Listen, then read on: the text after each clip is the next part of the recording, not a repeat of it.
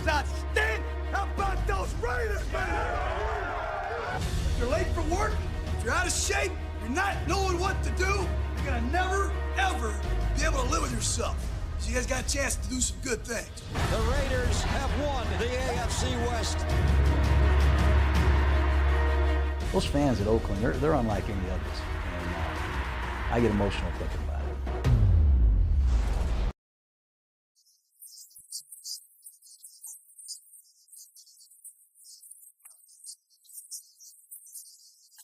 Look, happy holidays, Raider Nation nationwide. Let's go. Get some.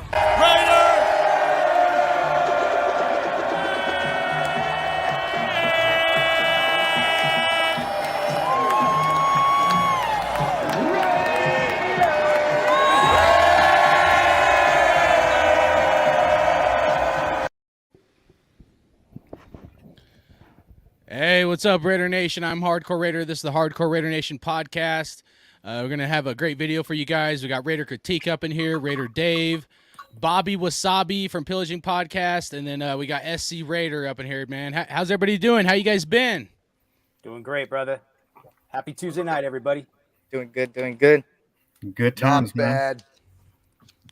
Right on. Well, before we get into, some other stuff, I just want to say I made a promise a while back to any of the subs that stayed true to the Hardcore Raider Nation podcast. This platform was created to bring other Raider content creators together, but fans as well, but to bring unity to Raider Nation. And I made a promise that at 500 subs, I was going to do a giveaway for hitting that mark. We've been kind of, we work a lot and stuff, so we haven't had a chance to do a show in a while. But here's the deal. We ain't going to do it this show, but we're going to do like a lottery pool of anybody that comments in the video. First, you got to be subscribed. Second, you got to comment in the video, and your name is going to be in the pool for a raffle, or not a raffle. You're going to win a Devonta Adams jersey, and I'll pay for shipping. So, again, subscribe to the channel, leave a comment, okay? And not just in the live chat, leave a comment like in the video. And anybody that leaves a comment, you're going to be entered in the chance to win a Devonta Adams jersey. So I'm trying to give back, hold true to my word. So make sure you guys do that. And then here, probably in a few weeks, I'll do the giveaway. I want to give people a chance because we ain't done some videos in a while. But, again, this platform was created to bring unity to Raider Nation. None of us are ever going to have the same opinion on this platform, no matter who comes on. Everybody has a right to their opinion and freedom of speech. All I ask is that everybody is respectful, and that's always been this platform. So that's what this platform is based off of. So if you're joining us, we appreciate it. We're going to come in hot and heavy. Everybody's got an opinion, and we're just going to get right into it. But before we do that, let's just go around the table real quick. We'll start with Raider Dave, and then we'll go to Bobby Wasabi. Tell everybody who you are, kind of, a little bit about yourself and how they can find you. What's up, Raider Nation? I'm Raider Dave, straight out of Southern California here in the IE, baby. We're looking for win number 1 here in week 4, man. So I need a hashtag in the comments. Everybody in the chat, let's get a hashtag. Beat the Broncos this Sunday, man. Let's get that going. But I'm fired up already, man. I'm over the last 3 weeks. It's Tuesday. It's on to a new one, man. And I'm fired up, man. The whole goal, get number 4, baby. Get number 4. Never lose hope with number 4, man. Because 2002, we were going for number 4, man. We still want to get number 4. So let's get it, baby. Let's get it, Raider Nation. Get pumped up. Get jacked up for this week. It's Broncos. That's what I'm saying. Hell yeah. I love that Bobby, intensity. Love it. Yeah, let's get it. Let's get loud. Let's get loud. Let's get in somebody's eardrum, dude. The Broncos. This Sunday, everybody man. should know Let who them Bobby know. Wasabi is. Hell yeah. Everybody should know who Bobby Wasabi is, but if they don't, we got a special guest from Pillaging Podcast. Bobby, tell everybody who you are, man. Oh, my name is Bobby Wasabi, and I am the man that will ruin your tailgate by bringing the chorizo that, if you don't know how to cook it right, will burn down the next tailgate. That's and I had those chips out there that were quite delicious, and some people got a sneaky chip out there that was that ghost pepper stuff, man. So, oh yeah, good times, man. But I just been out here trying to see what we can do, trying to trust the process, man. Because what can I say? But it's all right. Recentered and try to get that W, man. Shake it off. have to have that short-term memory all the time, man. Just get that W next week every time. Always go for W's. Hell yeah, love it. Raider critique, man. How about yourself, brother? Well, if you know who I am and you know where to find me, you're already here. So, anyway, man, welcome to the Raider Critique for the Hardcore Raider Nation podcast, sponsored and brought to you by Hardcore Raider right here on the Hardcore Raider YouTube channel. If you know who I am, you obviously know I've been pounding the table about how this team is just not playing with the spunk and the tenacity that they had last year. And, well, it looks like I get to do pretty much my whole spiel with a couple of old friends and then a couple of new friends that I've met also right here on YouTube, where the old school meets the new school with SC Experience right here. Why don't you tell them more about you? They already know about me. Yo, I'm SC Experience, man. I'm representing the younger generation out here, man. I'm of course from SoCal. That's the SC Experience name. You know, SoCal. You feel me? I'm over here in the 626. But shout out to everybody, man. I appreciate you guys having me on. Hey, this it's been a wild ride so far in the last 3 weeks, man. Even in the preseason and the off season, but you know, I still have faith out here, man. If there's one team that could do it and bounce back, is this team, and we've seen it last year, especially in the last few years. The last 2 decades. For me, of course, if everybody knows, I'm 21 years old. So in all my life, the Raiders have been up and down most of the times, but I've been silver and black, repping the silver and black all the time. You know, Raider Nation till I die, regardless. So yeah, hey, let's beat the Donkeys. Let's get this W. Let's bounce back, and I appreciate you guys having me on, man. I'm ready. Hell yeah, man. Let's get it.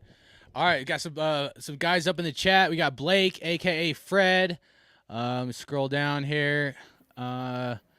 Terrence, Gabriel, Cool Kev. Who else we got up in here? Those are all our dudes right there, bro. Herman. Yeah. Freddie B up in the chat. Everybody join us, man. Thank you guys. Much love. Remember, leave a comment so you can get a fucking chance to win a Devonta Adams jersey. Can't say it enough, you know, but all right, so even if you're watching this after the fact. All right, so let's get into it. Let's kind of just talk about the season, you guys, man. Let's kind of go over these last 3 games, the last game. Let's open up with Bobby, man. I want to get your opinion, Bobby. What do you think about the Raiders, how we went into the season, where we're at right now, and just kind of these last 3 games and your opinion of this team, and then maybe, you know, something moving forward as well? Well, obviously, you know, we can't rely on the preseason. Preseason is always a wild card, and yeah, we won games with, you know, our backups and stuff like that, and it gave me hope, thinking that all right, cool, our second stringers are going to be able to hang in there. I can't wait to see what our first stringers do. And starting off, man, it's just been I'm not going to lie to you. It honestly feels like McDaniels is somehow found that green notebook that Gruden had all his plays on, and he's just kind of running some of those plays, man, because it's just like, where's the urgency to get out there sometimes, man? It's like, how come you don't take off fast? If you're taking off fast, why are you, you know, letting off the gas, man? And that's the one thing that just really frustrates the hell out of me. I was a little bit taken back by a lot of people criticizing the defense when I was like, man, it's the defense is trying to hang in there as best as they can. It's the offense, man, that's not doing it so well. You see the offensive line trying to get a little bit better now, man, but unfortunately something is not clicking right, man. And Devonta Adams, you know, you could see it in his face, man. He's a professional through and through.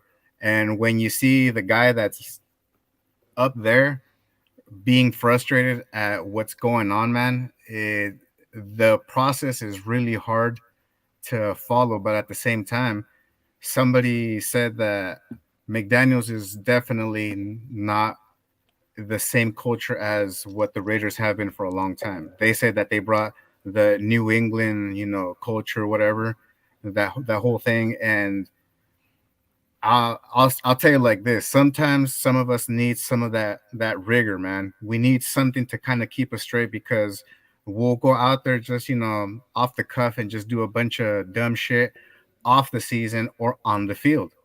And that's not what we need. We need people focused on their job, man. And I feel like what's going on with McDaniels is that he started doing that, but somewhere along the line, he lost his way. He's not doing what he was supposed to do. The plan somehow just veered off, man. And the players, I feel like they're dumbfounded, man, because you'll see the offense clicking 1 minute and then you don't see the defense being able to hold off, man. And everybody's here to blame, but at the same time, I feel like we have to trust that process, man. And it sucks having to keep repeating that stupid phrase, man, because I hate it. I hate it. I hate it. I've never liked it, man. But there's no better way of saying it, man. You have to just grit your teeth and try to go with it and see what happens, man. We can't be reactionary and just try to, fire every coach that we see, because if not, that carousel continues, man. Yeah. I mean, that's a good take. I mean, the Patriots' old coach, or still their coach, but I think he was like 5-11 or something, so even Bill didn't do good his first season, but I'll give my take in a little bit, but all right, I want to move on to the next person, but before we do, I want to say what's up, Jack Bauer, dude. He's a diehard Raider fan, dude. Been in here, same with Southside Raider. Got some old cats up in here, dude. I know some of these guys, they check out all of us. Ivan up in here, and then Rod Gass. So I'll keep repeating it because I know we got some new guys popping in here. Devonta Adams giveaway. Leave a comment in the comments of the video. You can do the live chat, but after the video or whatever, and your name will be entered in the pool to win a Devonta Adams jersey. All right, let's move on to SC Raider, man. What do you think about the season, dude? How you feeling right now? And give your take on everything. What's going on, dude? Yeah, it doesn't feel good being 0-3, right? I had higher expectations in the first few games, but at the same time, I knew going into the season, especially after the preseason was too good to be true. The 4-0, that didn't really matter at the end of the day. We were there just to evaluate players, and heading into the season, and you see us losing by only one possession on each game. It's like, damn, we keep beating ourselves at the end of the day, right? So, in all honesty, you could tell this team is not gelled yet. And I knew having a new head coach and a new coaching staff in general, it was going to do that exactly. And that's what you see on the field, right? Surprisingly, we haven't gotten blown out technically, and I guess you could say it's hard to get positives out of being on 3, but those are some positives as we've been beating ourselves, and the team hasn't been better than us, in my opinion. But overall, I feel like with Josh McDaniels and the way he is, I always knew that he was gonna have a rough time coming back in head coaching because he hasn't been a coach since about a decade ago. Of course with the Denver Broncos, right? So he still has a lot of things to learn. He stated that he's trying to win, that he's trying to learn how to win, whatever that means, right? And hopefully he could win soon because I don't think they're gonna take him out of his position, but I do think that things need to turn around because we got all the talent in the world. When you look at this team on paper, it's better than what 0-3 presents. But it's too early to really call fully what's going to happen during the season. But hopefully Josh McDaniels could take it around. I could tell a lot of people are out of sync. You see Adams, especially last game, Adams and Waller not on the same page, running the same route. You see Carr reading. It kind of looks like Josh McDaniels' play calling is kind of established on one guy. And that's where you see Derek Carr kind of look at one guy only. But that's just my assessment on the play calling. But I feel like overall, this team is better than what it presents, and I really do feel like I still have a little positivity, a little bit of a hope still because it's still early. That McDaniels could turn it around, but overall, I think this team is better than what the record says, and it's only a matter of time that they switch it around. It's not a matter of if, it's a matter of when will this beast unleash. Like the silent beast. This is what I call this team overall. So. We'll see what happens. I'm just hoping they could turn it around, and I really do think it starts with this week. Raider critique, man. Let's hear you, and then Dave, you'll go next. We need to do something. 0-3. We gave up the biggest lead in franchise history at 20 points. The team is definitely not gelling together because if they were, they would be doing as good as we thought they were going to be doing during the offseason when we were boasting and putting this team on a pedestal like we never have before. And I've been here on YouTube for a minute, man. This is what we were doing. I'm sure all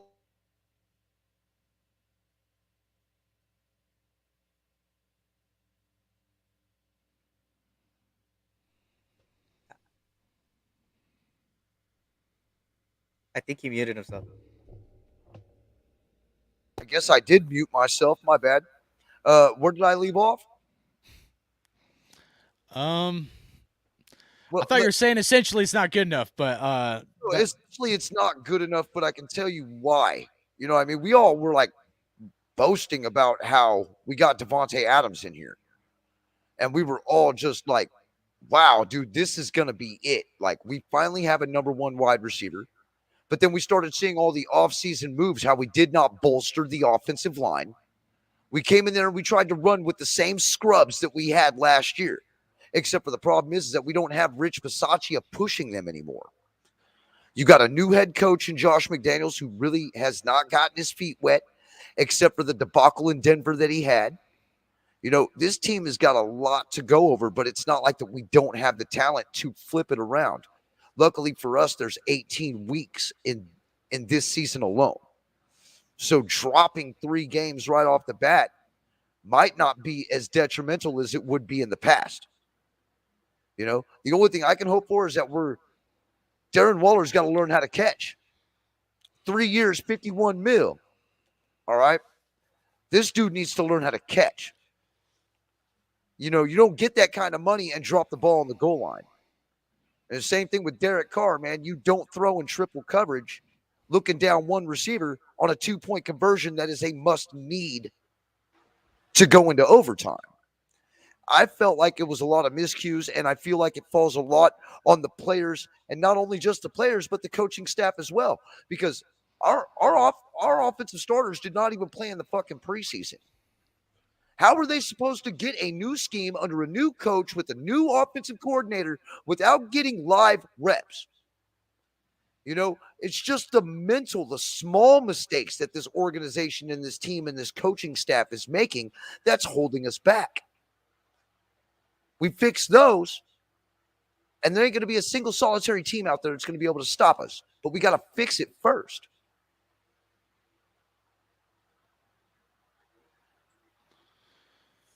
So right on, I'll just jump in. Yeah, I agree. McDaniels, I mean, this whole team, as far as the entire 0-3 problem that we're facing right now, I mean, you got Josh McDaniels installing a new system, you know what I mean? Very similar, you know, they got the dink and dunk, passes involved, you know, a lot of crosser routes, a lot of short and intermediate routes. But what I'm stumped on with this 0-3 start is I see one of the better Raider rosters I've ever seen, you know, that Dave Ziegler and McDaniels put together this offseason, man. I mean, this is one hell of a roster. I know they're shaky at offensive line.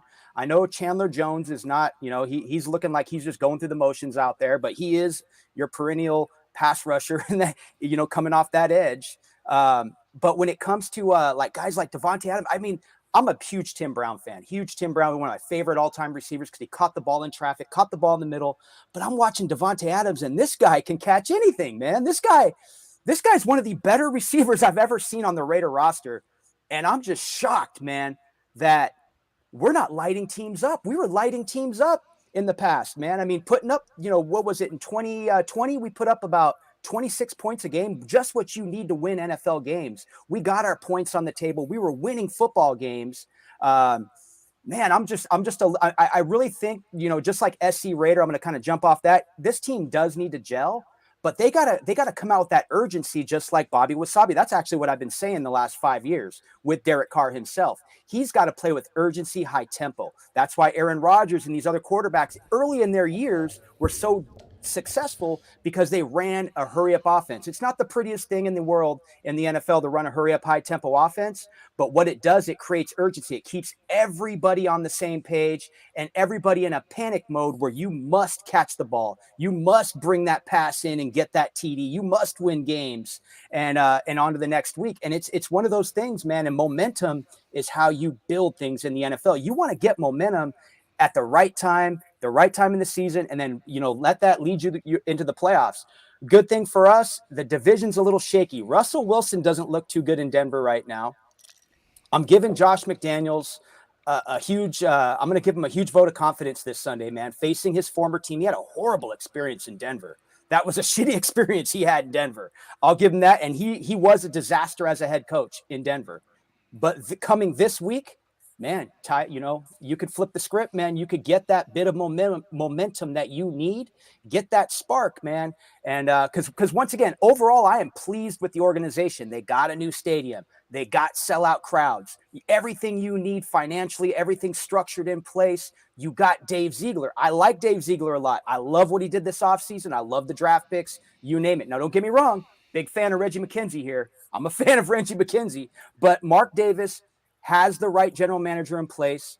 You know, how they go forward with this, it's going to come with those tough moves, man. If Josh McDaniels gets axed at the end of the year, I know that sounds really soon, but I'm just saying there's going to be some tough decisions, as always, running an NFL organization. But, man, I'm just thinking I'm giving this team a vote of confidence, man. We can get that W, man. Things could change. Not going to get ahead of myself on it, but once again, there's a lot of pieces in place, man. And Josh Jacobs looks good in the run game. I think you got to feed him a little bit more in this run game and definitely control some clock. They showed us in that third quarter, what was it, against Tennessee, that they took 7 minutes off the clock. And unfortunately, that only led to a freaking field goal. And one more time, shout out to our kicker, Daniel Carlson. Hell of a kicker, man.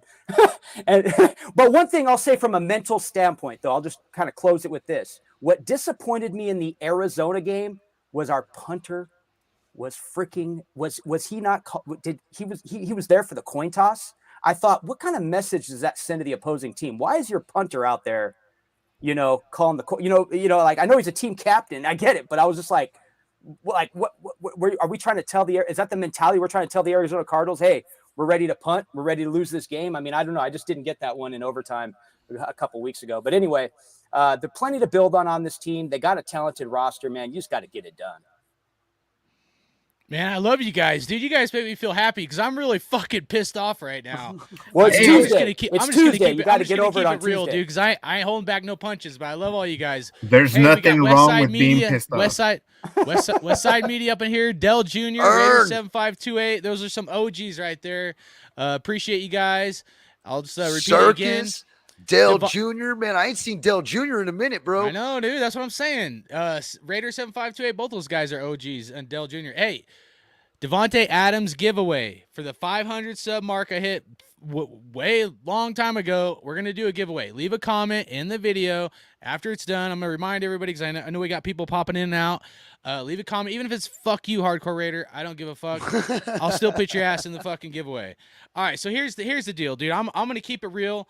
I'm going to go back because I try to look at everything in broad perspective, right? I'm going to take this shit back as much painful as it is, and people don't want to fucking think about it, right? We had John Gruden come on. It was not a rebuild team, right? It was not a rebuild team. We all bought into it. They brought in Antonio Clown, okay, for the Hard Knocks show. I don't think the Raiders were ever going to sign that motherfucker. I think that was all a fucking clown show to sell tickets and to keep us looped in. Maybe even John Gruden was part of that clown show to sell tickets for the transition to Vegas. Nevertheless, we had high hopes that this is the reality. I'm tired of fucking excuses. We had high hopes for this team, and I'm not going to hold back. So if you want someone to hold back, you're listening to the wrong fucking dude. But we had high hopes. This team was supposed to be good. And then we fucking tanked, we sucked ass, and we accepted it as Raider fans. We went from commitment to excellence to commitment to mediocrity. And that I have a fucking problem with. We make the transition to Vegas. Oh, Carr needs to get with Gruden. We need a number one wide receiver. We need to do all this shit. He just needs more time. He needs more time. He needs more time. Like, shit don't fucking happen. Year 3 of Gruden, or last year, we're 3-0, right? And then Bears games come. And then all of a sudden, Gruden's shit can. Was this play calling dog shit? Yeah, I will say a lot of times it was. It was predictable. Oh, we got the Raiders. They're going to run.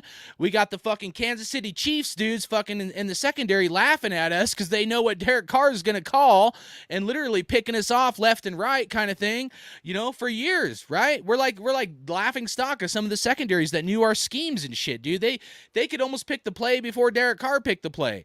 And that I have a problem with. So John Gruden was predictable. All right, now the flip side of that take, we have Josh McDaniels.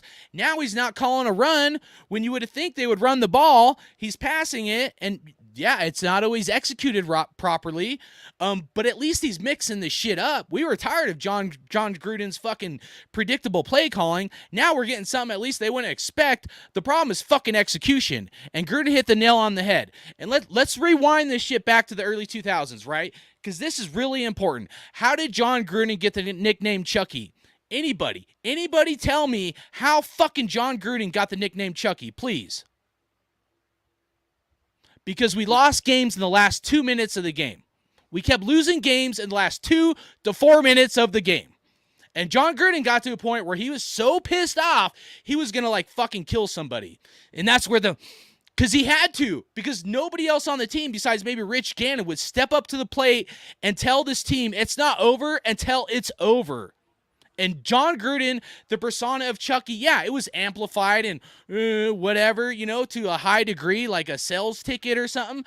But the reality is the name Chucky was created because we were losing games at the end of the game. And so fast forward, right? Now John Gruden's older. We have Derek Carr. And who's going to step up to the plate to be that guy?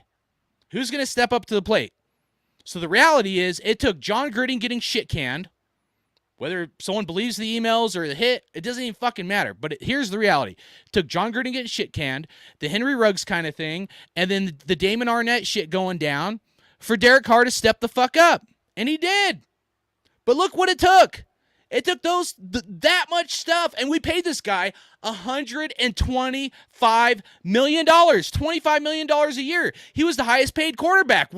Where's the production for this team? I don't give a shit about the stats. Most of these stats are garbage stats towards the end of the game, and we're not fucking winning. It's not good enough. It's not commitment to mediocrity. This is the Raider Nation. We've been through this shit thick and thin. Anybody that's bled silver and black, this shit is important. And now us as a fan base, Derek Carr even now is going on saying, like, oh, I'm not perfect, and I got to learn the scheme. Dude, you've had all fucking offseason. What have these guys been doing? Playing Fortnite? Fuck that shit. We should not lower our standards as Raider Nation to accept this fucking mediocrity. We are a fan base that deserves better. And I'm not saying it's all Derek Carr's fault, but he goes from being a leader, taking us to some milestones, to say the least, last year, right? Maybe some lucky wins or whatever, some dimes, to now this year, well, I still got to learn the system, and, everything's not perfect, and I'm going to go from being that guy, getting the team amped up, to now I'm going to sit on the sideline, and, I'm just part of the show. But yet we're going to pay him $35 million a year? Fuck that shit. I'm sorry. I can't stop cussing because I'm so aggravated with this team. If we sign Derek Carr, we're tied for 3 years in that contract. If we keep him after this year, if we get rid of him, we're fucked too, because we have like about a 3-year window with some really good players to do something. And when you see guys on the sideline and they don't have that fire and that energy, fuck me. I wish they could take half of the desire that I have in my soul, I could pass to them, and that would motivate them to step up and execute. What do we think John Gruden was doing when he said, I want better fucking execution? Was that a joke? Was that a Hard Knocks clip? Maybe. Or maybe he knew it wasn't fucking good enough. And the constant in this team for the last 9 years has been Derek Carr and Mark Davis. And that's it. So I'm going to go around. I'm going to pass a question to you guys. What the fuck needs to happen for us to keep Derek Carr or move on? And you can ask Raider Dave, but like 2 years ago, I literally said I wanted Jalen Hurts because I was like, his second round guy, he doesn't have to start. Look at Jalen Hurts now. Everybody thought that dude was a clown and a joke. He's bringing it to the fucking table now, isn't he? Pretty fucking funny. But anyways, Raider Dave, man, what do you think? What does Derek Carr got to do to fucking own this team and to be our quarterback? He's got to throw his neck on the line, dude. You got to risk injury, man. You got to use your legs. You got to keep sustaining drives. I'm not putting this all on Derek, but I'll say this. Hold on. Underthrown balls. I do have to interrupt. I'm sorry, dude. Underthrown balls. It's ridiculous. How are people not even saying nothing about this? Let me go back to a wide open pass against Arizona. We are. He had Devonta Adams in the middle of the field wide open. And let me tell you something Derek does not do.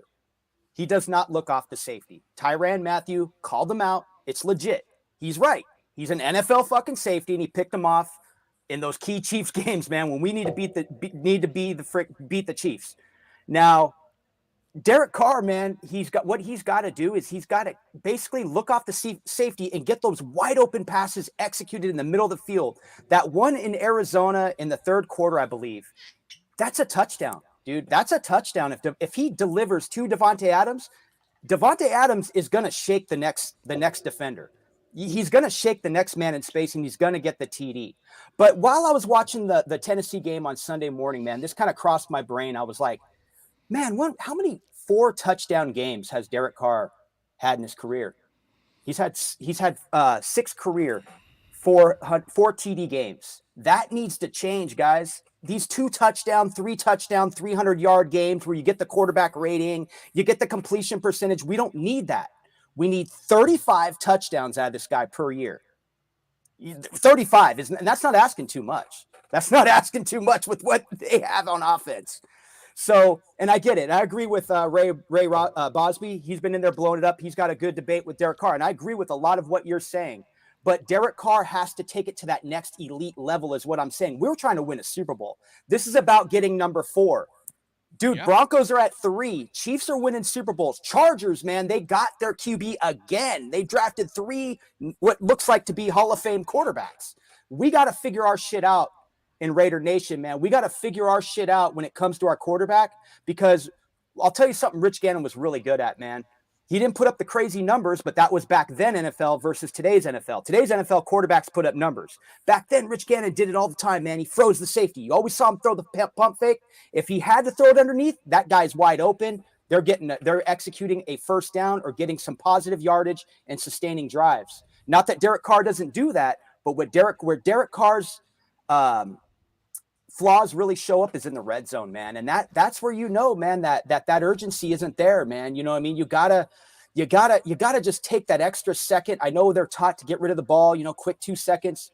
If the time, if it's there, take it. If it's not there, throw it away. You got to kind of erase some of that basic training that you get as a quarterback, and you got to take it to the next level, and you got to start to execute, man. You got to freeze that safety. You got to hold them, pump fake, whatever you got to do. Use your legs. I'm not trying to tell the guy how to play quarterback.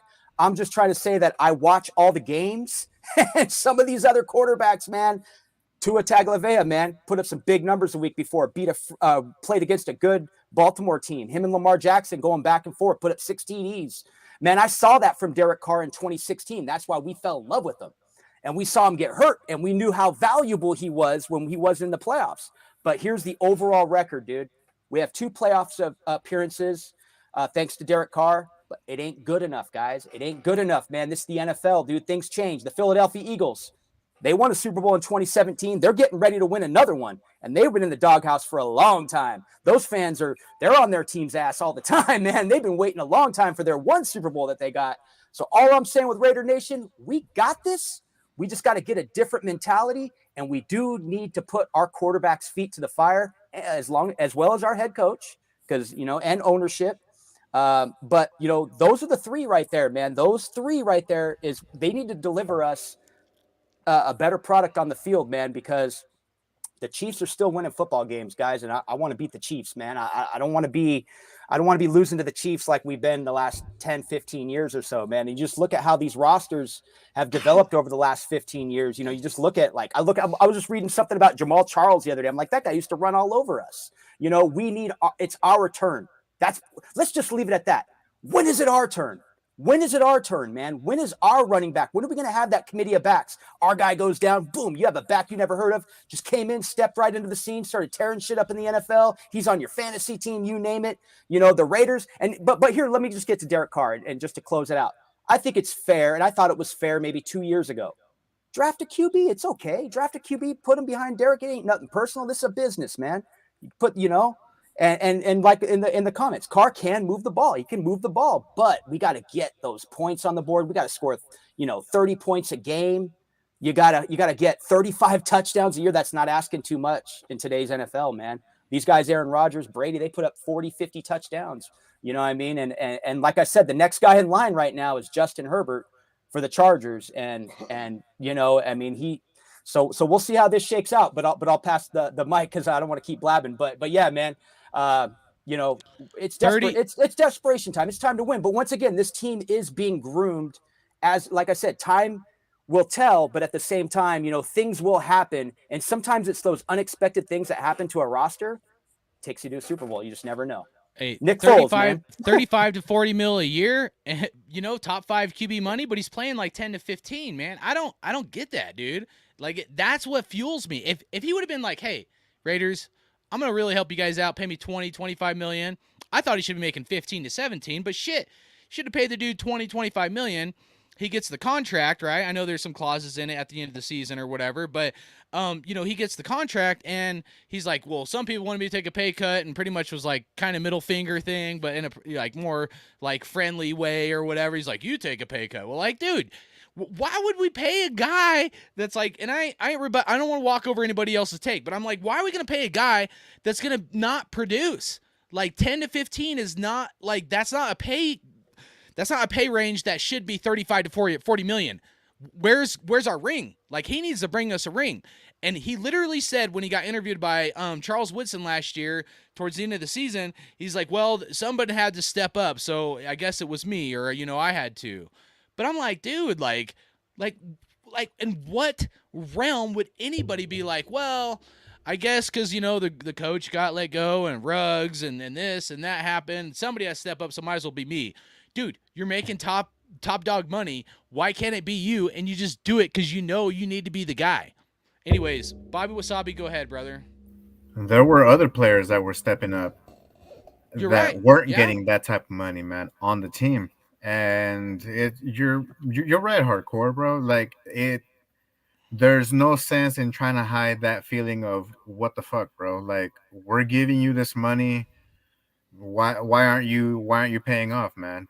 And we can keep going to it's the offensive coordinator, it's the carousel of quarterbacks, but at the same time, you know, like as the Raider Dave said, man, we've seen him produce. We know what he can do, man. And I'm sorry to say, man, but a lot of it has happened in the draft.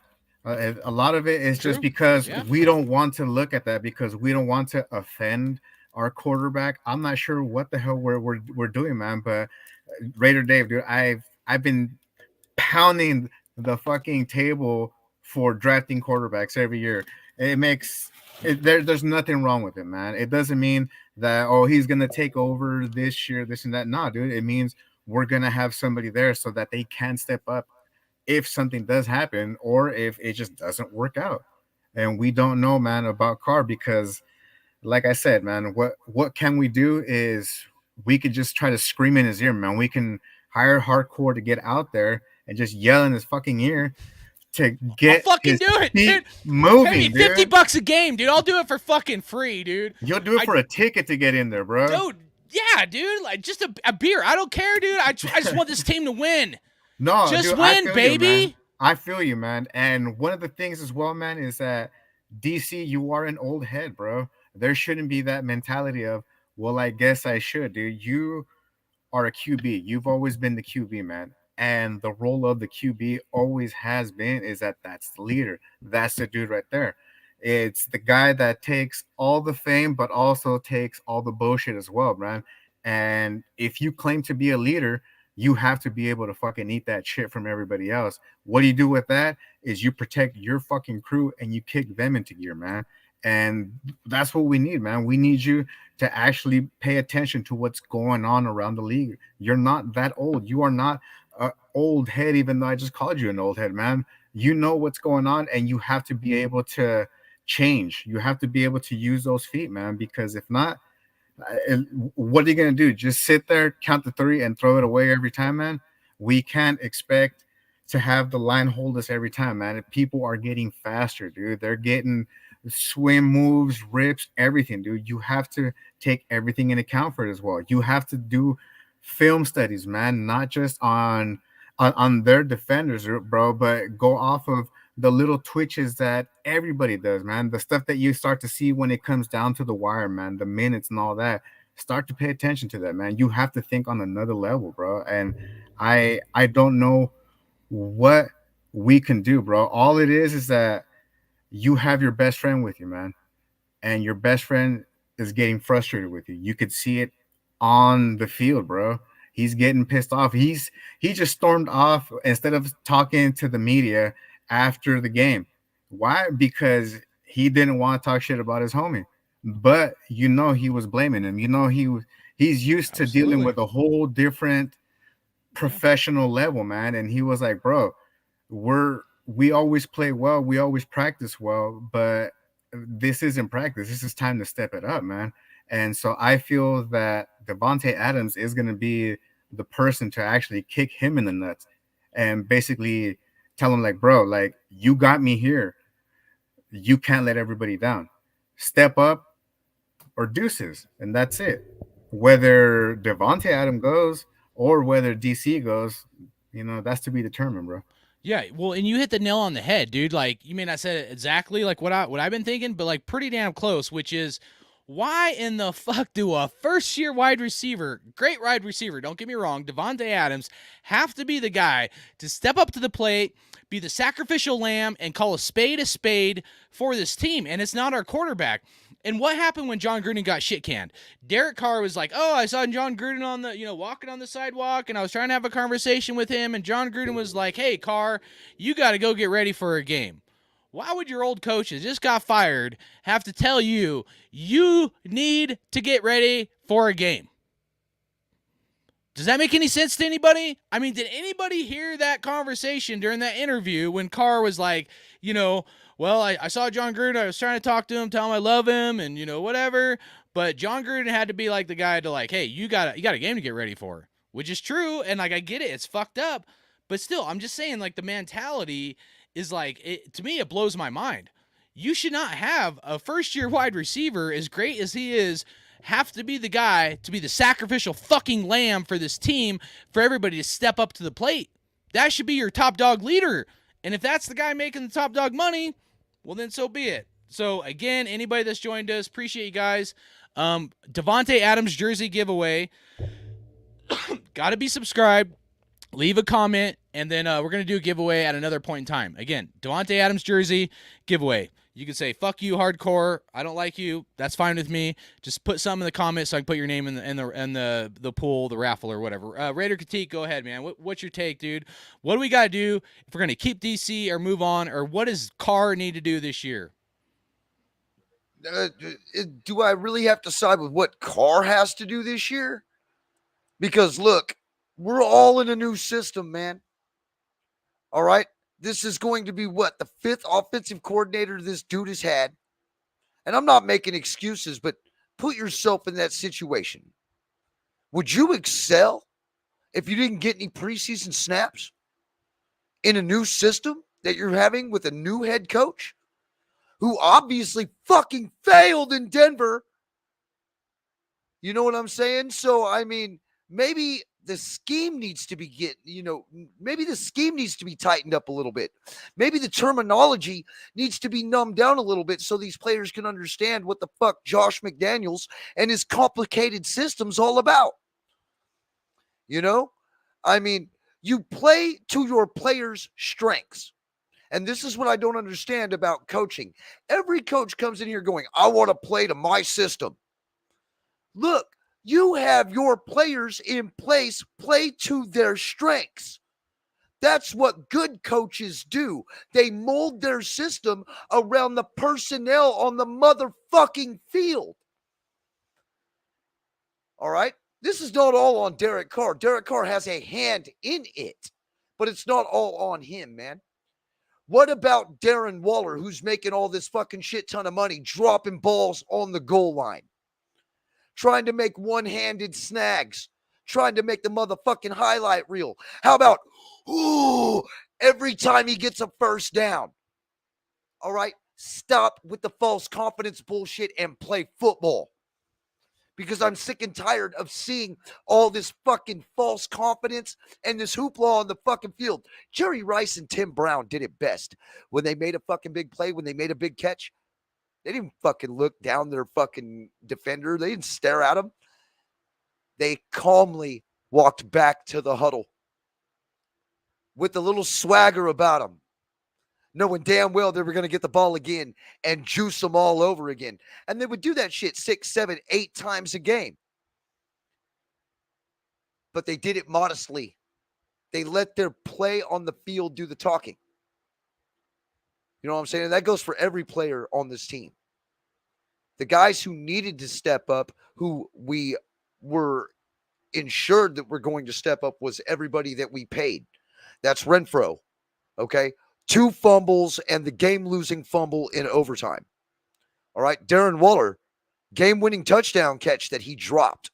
As a matter of fact, he ricocheted up and caused an interception. Derek Carr's only turnover that game. He didn't have the dropsies. He didn't fumble. Derek Carr damn near played a perfect game, and we still lost. It can't all fall on the quarterback. What Derek Carr does need to do, though, is to become the quarterback that he was last year. Josh McDaniels is new. You know what I'm saying?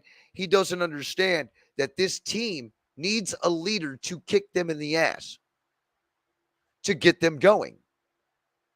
And I think Derek Carr needs to become that guy, just like he was last year, in order for this team to get in order, except for this time now he's got help with Devonta Adams. You've got Max Crosby. You have Chandler Jones, which, by the way, is a ghost.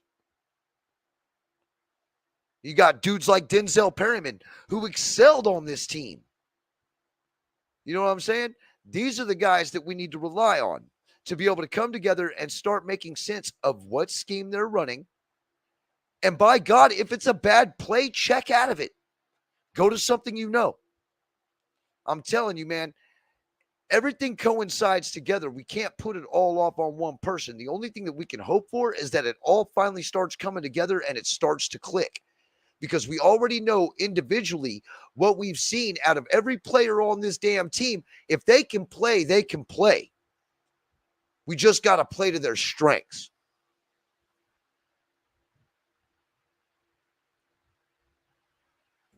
All right, well said. Let's go with SC Raider, man. What you got, brother?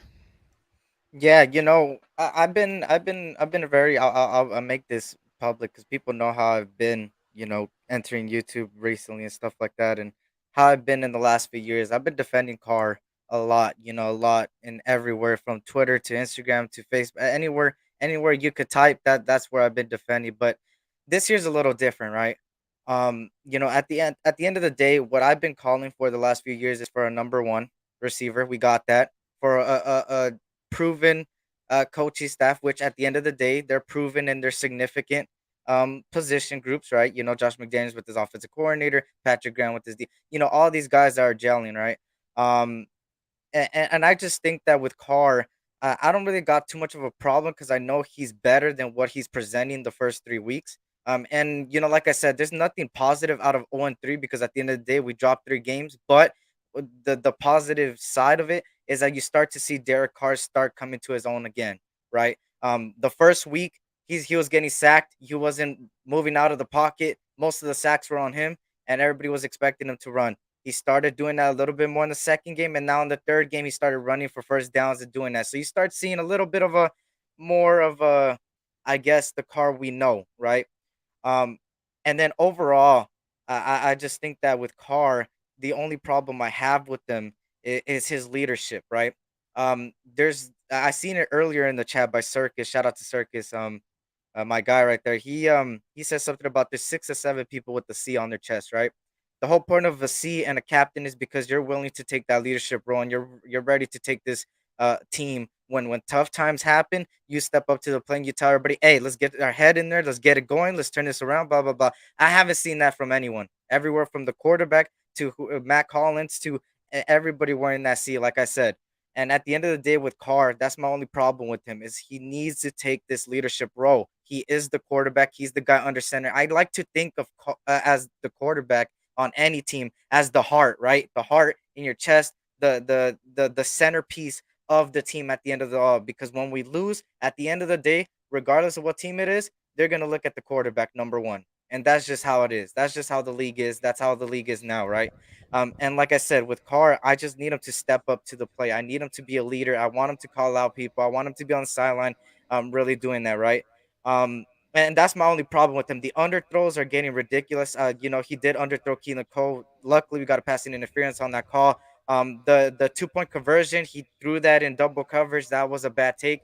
But he's made other good throws, right? And we seen it in 2016, and we seen it last year in the last 4 games. He started coming into his own, and that's what I want to see from him. In order for me to really have a really firm grip on, hey, we're keeping Carr for the next year and we're keeping Carr for the rest of the year, I have to see him take that leadership role, and I have to see him step up to the plate. And like I said, I'm expecting us to win a playoff game this year, and I think especially after last year making the playoffs. If we backtrack, I think it's a failed season. That's just my opinion. Everybody's got their own. But in my opinion, I feel like there's no point to backtrack, right? McDaniels knows heading into here, it's moving forward, not backwards again. We made that mistake already before. There's no need to make the mistake again. So Carr, like I said, needs to be a leader, needs to step up to the point, because there's a little key thing in that contract that I noticed, right? There's that 3-day window. When do you ever hear that with the quarterback contract ever? A 3-day window? Why is there a 3-day window in the first place? If they were so sold on them after the year and they're still sold, that 3-day window wouldn't be a thing, right? They are sold on them to the point where they're willing to keep them through the season. What people don't realize is that the contract is a no trade clause. So overall, they can't trade him. Regardless, Carr is our quarterback for the rest of the season, and we got to ride with him, right? But if he ends up doing bad and everybody ends up gelling and he's the guy that doesn't step up, most likely that 3-day window will be something to really monitor. Um, but besides that, I really think Carr's better than what he's been presenting at the end of the day. And I need him to step up because I know he's better than this. So I think in order to answer your question, hardcore, what does it take is him to step up as a leader, him to step up on this team, because at the end of the day, regardless of anything, and regardless of the other 6 people with C's on their chest, the quarterback is the heart and soul of every team, regardless. It's the heart, it's the center point, like I keep saying, and I sound like a broken record there. But at the same time, in order for me to really feel confident, he needs to step up to that plate. He's starting to a little bit. You see in the press conference, he called out somebody. He just didn't name drop. He said people got to do better in training camp. We could probably pinpoint who it is, especially after seeing Waller and Renfro look a little bit worse than what they did last year. But at the end of the day, like I said, he needs to step up, be a leader, and he needs to step up to what we know he could step up to. And if he could do that, he'll stay. If not, you got to monitor those 3 days. Look, Cool. and anybody that doesn't know me, dude, I'm gonna tell you guys like this. I was the biggest Carr supporter, dude, the Carr fan for like the first 7 years. The biggest. You can ask Raider Dave.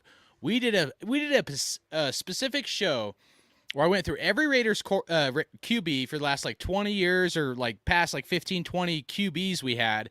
And the list of QBs we had was horrible, you know? And I thought Carr was getting a lot of hate and it was unjustified. I was fighting dudes on YouTube, Twitter, sticking up for Derek Carr. Like, for me to get to the stance where I'm at now, dude, it hurt my soul. It really did. Because I can take the, some of the dink and dunks and some of the other shit, interceptions, even the sacks, I can take that. But if there's a lack of leadership, that's where I struggle a little bit. So for me personally, like where I've always wanted the biggest increase from Derek Carr was the leadership aspect. I'll take all the other bullshit, even if I don't agree with it, the underthrows and stuff, if he steps up to be the leader.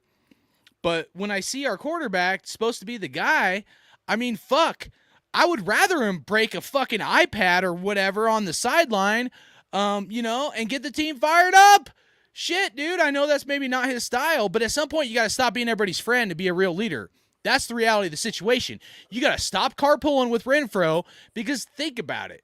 Let's just use our thinking caps. Let's stop kind of have a narrow vision. If you're carpooling with Renfro and nobody else, what do you think the other guys are going to think? Even if it's just like a friendly thing or whatever, I'm not saying be mean to people, but they're going to think you're favoring someone else. That's the reality of it. And now we get Devonta Adams coming on. So is Derek Carr carpooling with Devonta Adams and now kicked Renfro to the curb? Now how do you think Renfro would feel if he's no longer getting carpooled by Derek Carr? It would fuck with his mentality. And any of us, if we were in that person's shoes, we would feel the same way. That's the reality. We're human beings, dude. We all have emotions. And so when you're trying to be someone's friend and too friendly to everybody, it can impact a team no matter what leadership role you're in, but especially football, in a negative way, because you're selecting who you're going to favor and who you're not. And you hit the nail on the head. Why would the Raiders, and Josh McDaniels have a clause to get out of the contract after 3 years. So let me turn the page to this, because it's something I thought about, right? Do NFL coaches purposely tank for a draft pick or whatever else? Do you guys think that NFL coaches are either encouraged or personally tank if they feel like they need to improve the team and this is what's best for the team moving forward? And Josh McDaniels has said that they are not just looking at this year, but future years for what's best for the Raiders. And like, I hate to even like have this conversation, but I think it's a real conversation that we need to talk about. Before we move on to the next person, I want to ask you guys, we'll do a vote, okay? Because this ain't a dictatorship. Someone had asked, I have to go back, but someone had asked if they could come on live. I can post the stream, but it's, it might make the show take a little bit longer or whatnot. But are you guys opposed to, if I post the stream, to let some random person in the chat join us? Nope. You're totally good, bro. Yeah. But one thing I got to say is I got to jet out, man. I got to take off. But I'm just going to close it with this. I'm going to close it with this, with what you just said. The Miami Dolphins already proved that to be true. So this is a business. It's a multi-million-dollar business. Think if you're imagine if you're a millionaire and you're in their world, like I said, dude, we know what's up, dude. Shit happens. You know what I mean? I mean, it's a business. The Miami Dolphins got basically called out doing it last year from their former head coach, Brian Flores. But I want to go with what SC said about Derek Carr being elite. You are right, dude. He has all of the tools. Derek Carr was my draft prediction in 2014. The arm strength. Everybody was like, Khalil Mack, top 5. I was like, hey, man, Reggie McKenzie and Mark Davis really like this kid, Derek Carr. Derek Carr was freaking phenomenal at Fresno State. I'm a huge fan of Derek Carr. What I'm not a huge fan of is the fact that he hasn't brought it to the next level elite. He has all the talent. And I'm going to put it this old school, man. And we talked about this before. I am old. I come from the 80s, man. It's like the 85% mentality, 15% physical mentality, dude. This is a mental game. This is breaking down your opponent. And when I say Tyrann Mathieu called him out, that's Tyrann Mathieu getting in his head saying, dude, I watch you on tape. I see you. And I'm gonna take the ball to the house straight up. This is what NFL defenses are saying about our quarterback. They see him on tape and they go, dude, we can beat this guy. They're confident. They're like, but let me just say one more thing, man. And this could take Carr to the next level. I really think, man, I know it might sound like basic NFL knowledge that's told on the TV, but this is fact.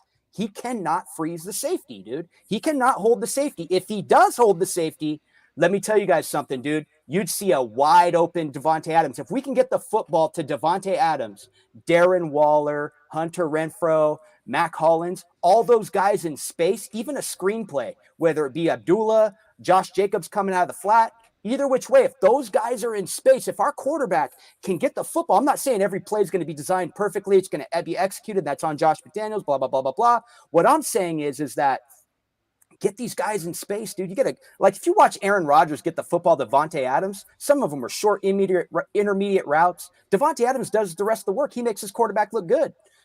That's why you see Aaron Rodgers' numbers down like right now. He's starting developing with his new receivers, but Aaron Rodgers would get the football to Devonta Adams in space, get the tempo going. They used to dump it off a lot. They get that hurry up offense going. They go right down the field and they get that TD.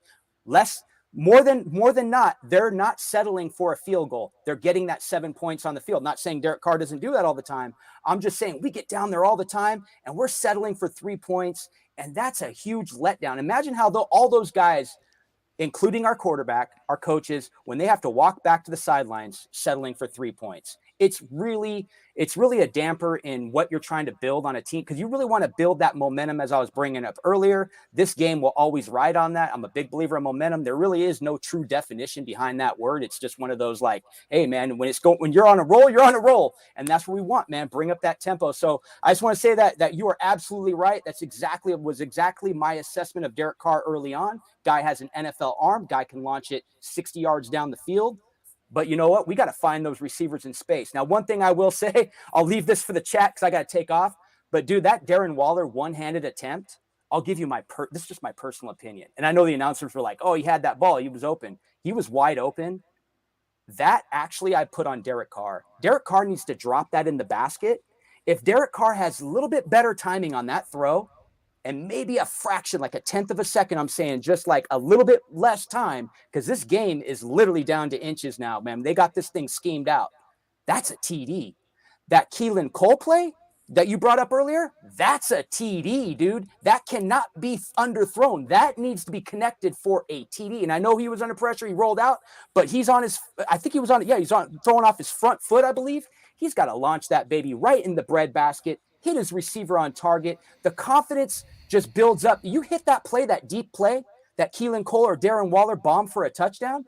That sideline's going nuts. This team's starting to believe in their quarterback. They're believing in their season all of a sudden. And hey, man, we could be coming out of that thing 1-2 and talking about going 500 this Sunday against the Denver Broncos. But shout out to all you guys, man. It's real busy out here with what I'm doing. I gotta take off, man. But much love. I look forward to getting back on here, man. I'm pretty pumped up. I haven't been on a podcast in about 8 months. So thanks for having me, hey, brother. Much love to Raider Dave, man. Appreciate you coming on and giving us your time, and we'll try to do it again sometime down the road. Hey, I got one of these for you and everybody on the panel, so just hit me up on IG or Twitter, right on, and I'll send these straight to you, man.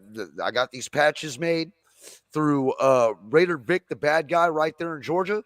Nice. He does bad guy music. If you go to a few of my videos back, like, I don't know, 2-3 weeks ago, I've got his link in the description where you can get all your Raider memorabilia made.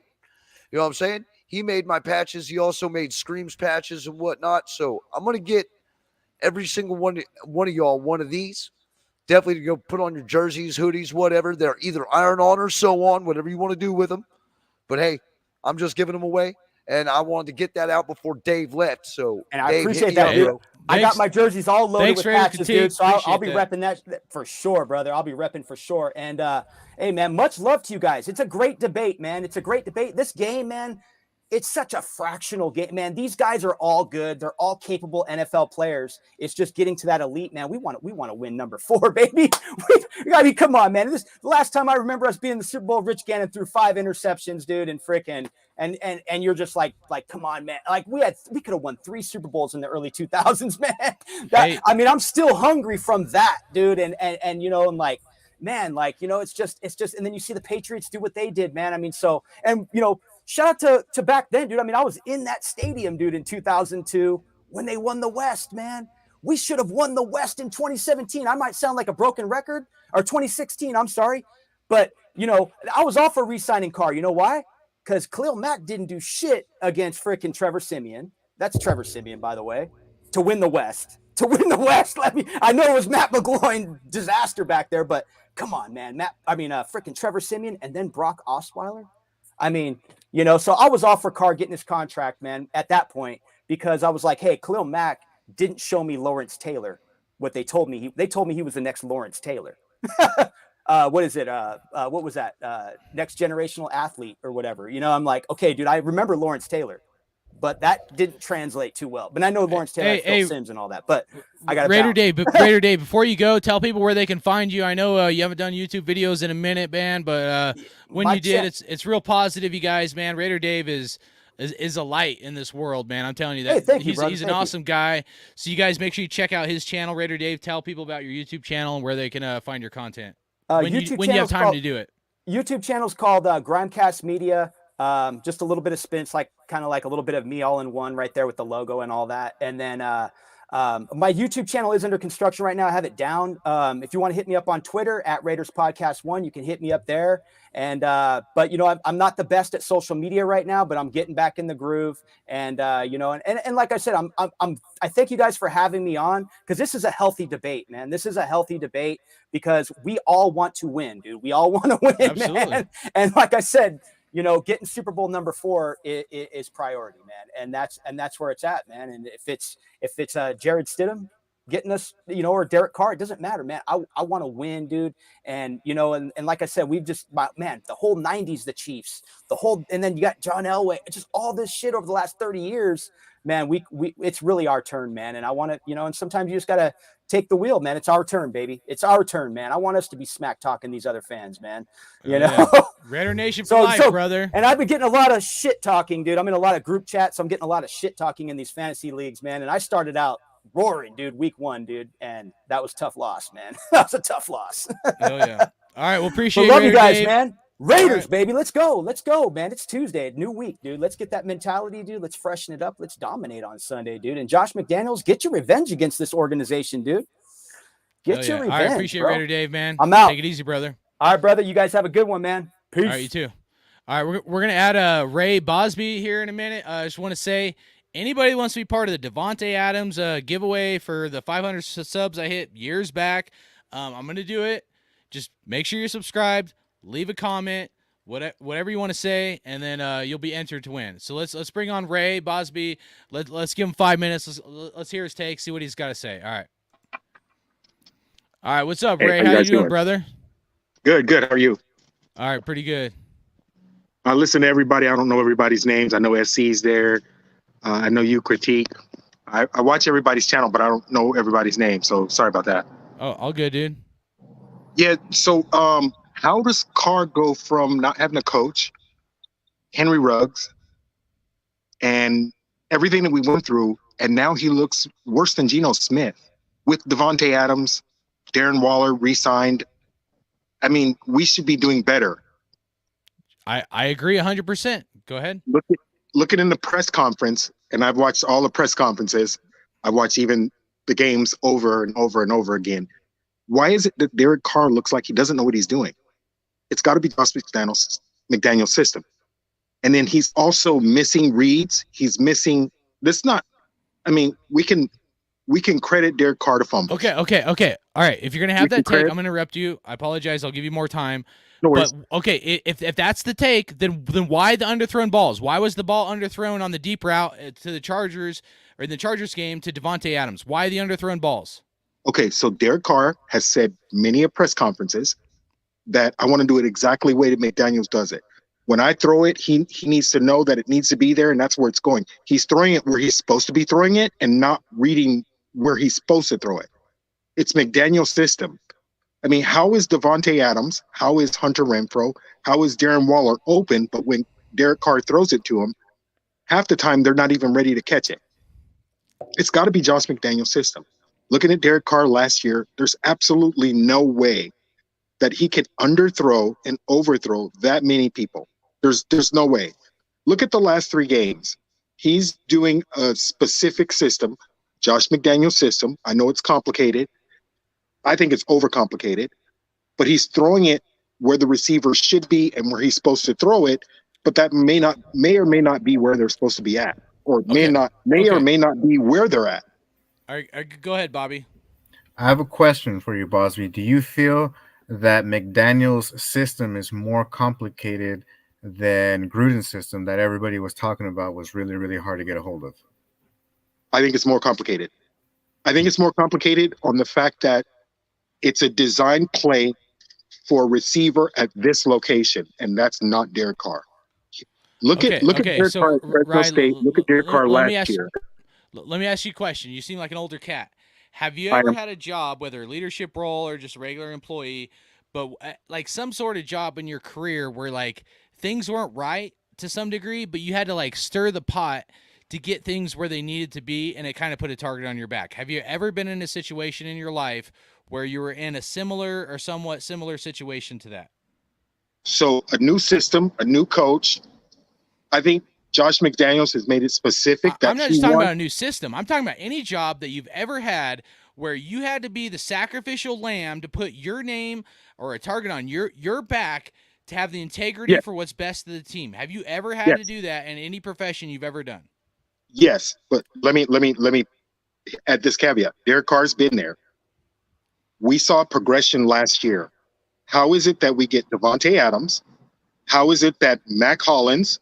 How is it that Darren Waller, Hunter Renfrow? Derek has everything that he needs.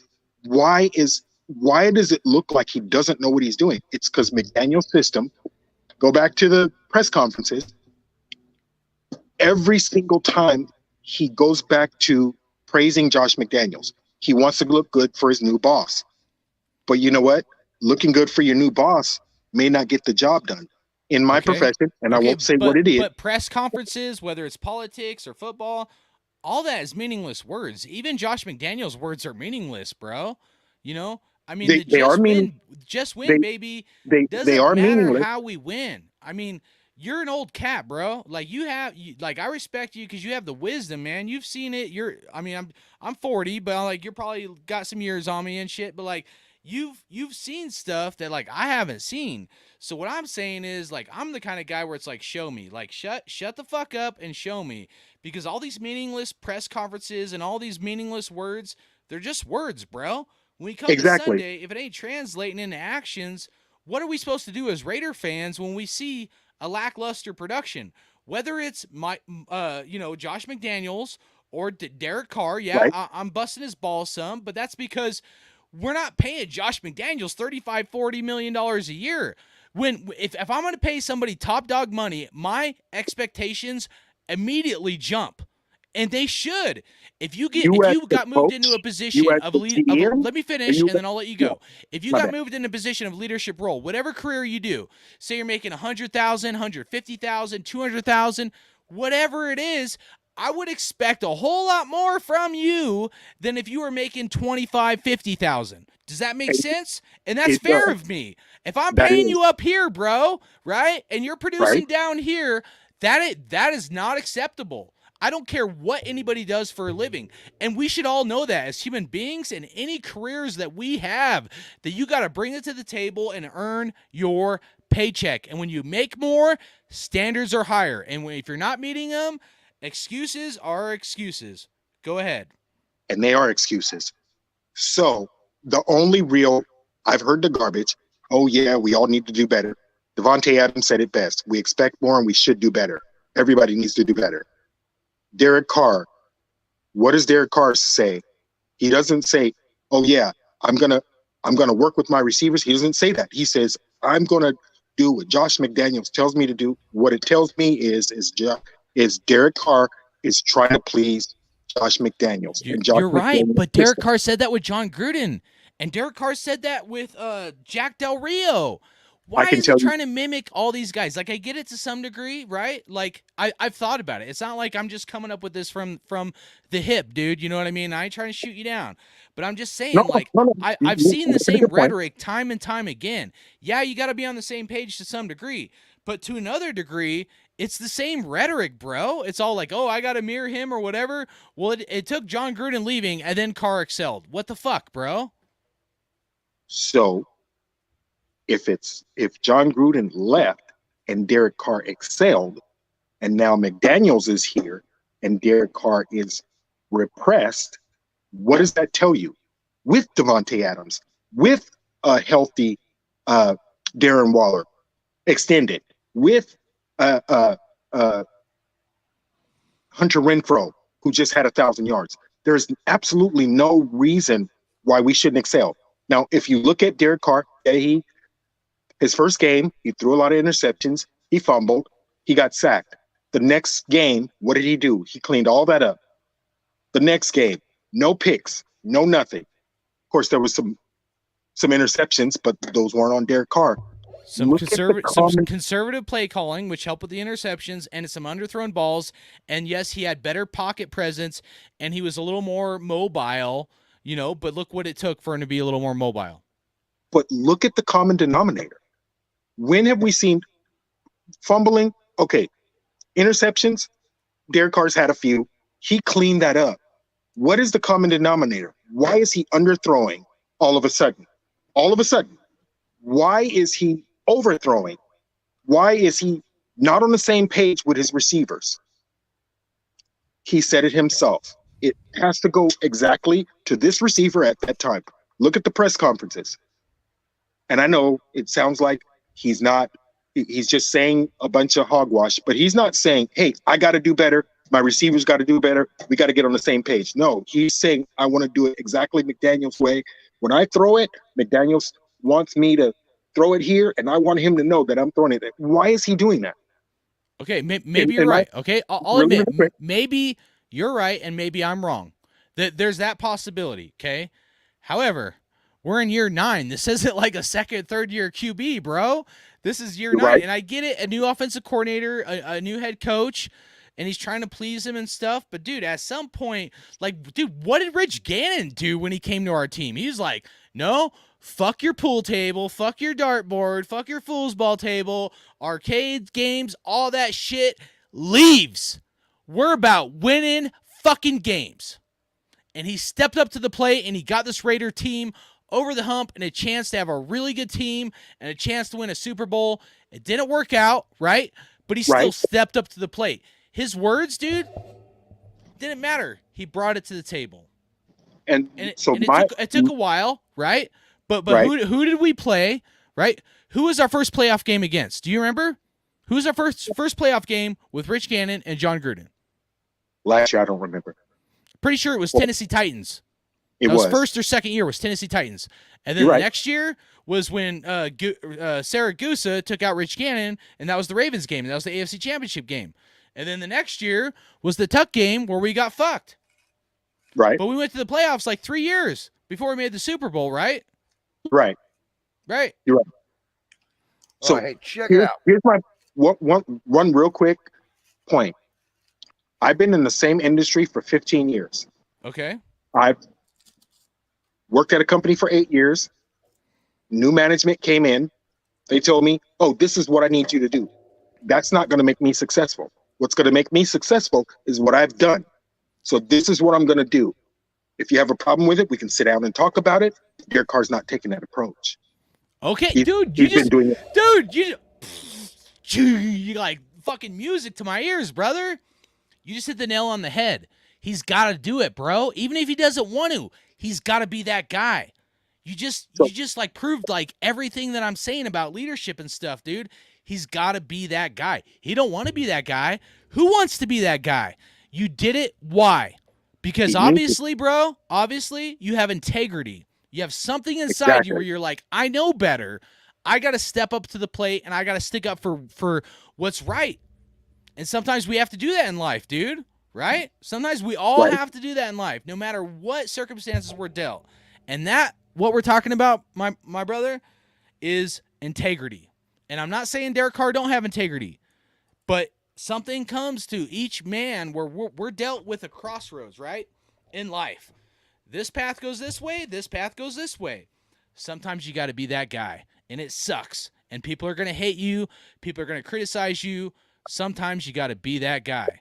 And obviously you've had to be that guy. I've had to be that guy. It's a painful path, but it was for what's best of the team. You make less of yourself for the betterment of the team, and you're going to take that fucking hit on the chin, dude, no matter how much you don't want to, but you know it's what's going to be best for the team.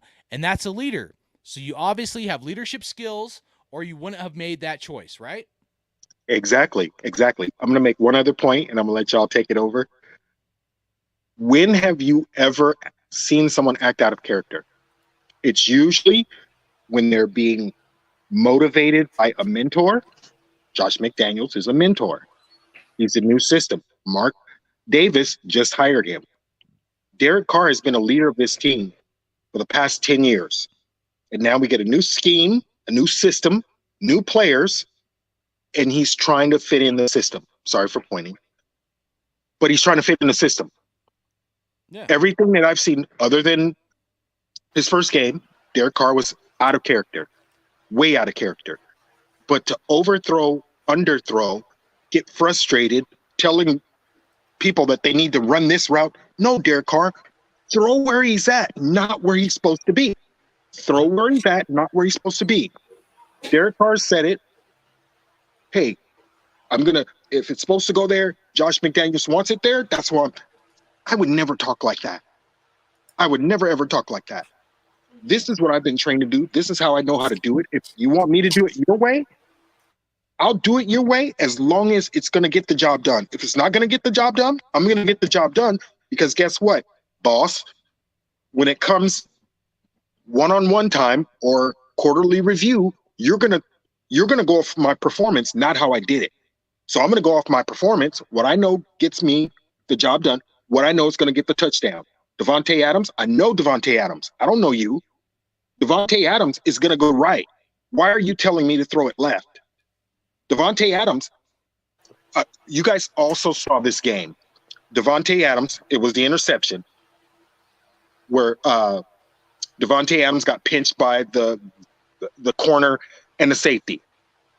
Devonta Adams was running. He did like this. He threw his hands up like, Derek, throw it up. I'm past this guy. Throw it up. He did like this. That was a signal to Derek Carr. Derek Carr waited. Then he threw it up. It was an interception. Devonta Adams knows what he's doing. Derek Carr knows what he's doing. But if the design play, this is my whole point. Josh McDaniels' system is a design play for a design receiver at this location. That's not going to get us. That's not going to get us. You saw it. Derek Carr's throwing balls on the ground. You could be right. You could be right. And if you're right, that's a timing issue and that's a practice thing. And they've had off season to work on these things, right? And at the end of it, bro, like, I hope you're right and I hope I'm wrong. I don't say this shit because, like, I want to be right. I've been a huge Carr supporter. You know what I mean? I want him to work out. I want him to be the guy. I want him to take us to the promised land. But if he doesn't and he can't step up, or if he's not that guy, then if he's not that guy, he's not that guy. Sometimes, here's the, you want to know the analogy I use in running a business and 10 years of leadership? I'll tell you it like this, bro. All right. In life, I'll make it quick. In life, you have certain people that are good at certain things, right? Let's look at football as an analogy, and you have an offensive lineman, okay? So let's say you have an offensive lineman who's really good at, say, blocking for the quarterback, but that offensive lineman can throw the ball, okay? Now, but the offensive lineman may not be able to throw the ball very well, okay? Now, it doesn't mean that he can't throw the ball, but his main skill set is blocking, right? Same for the quarterback. Your quarterback in reverse, can block, but he also throws the ball. But you probably don't want your quarterback to block, and chance getting hurt. You usually want your quarterback throwing the ball. So my question is this. If your offensive lineman isn't good at throwing the ball, does that mean he's not good at his craft or at his job?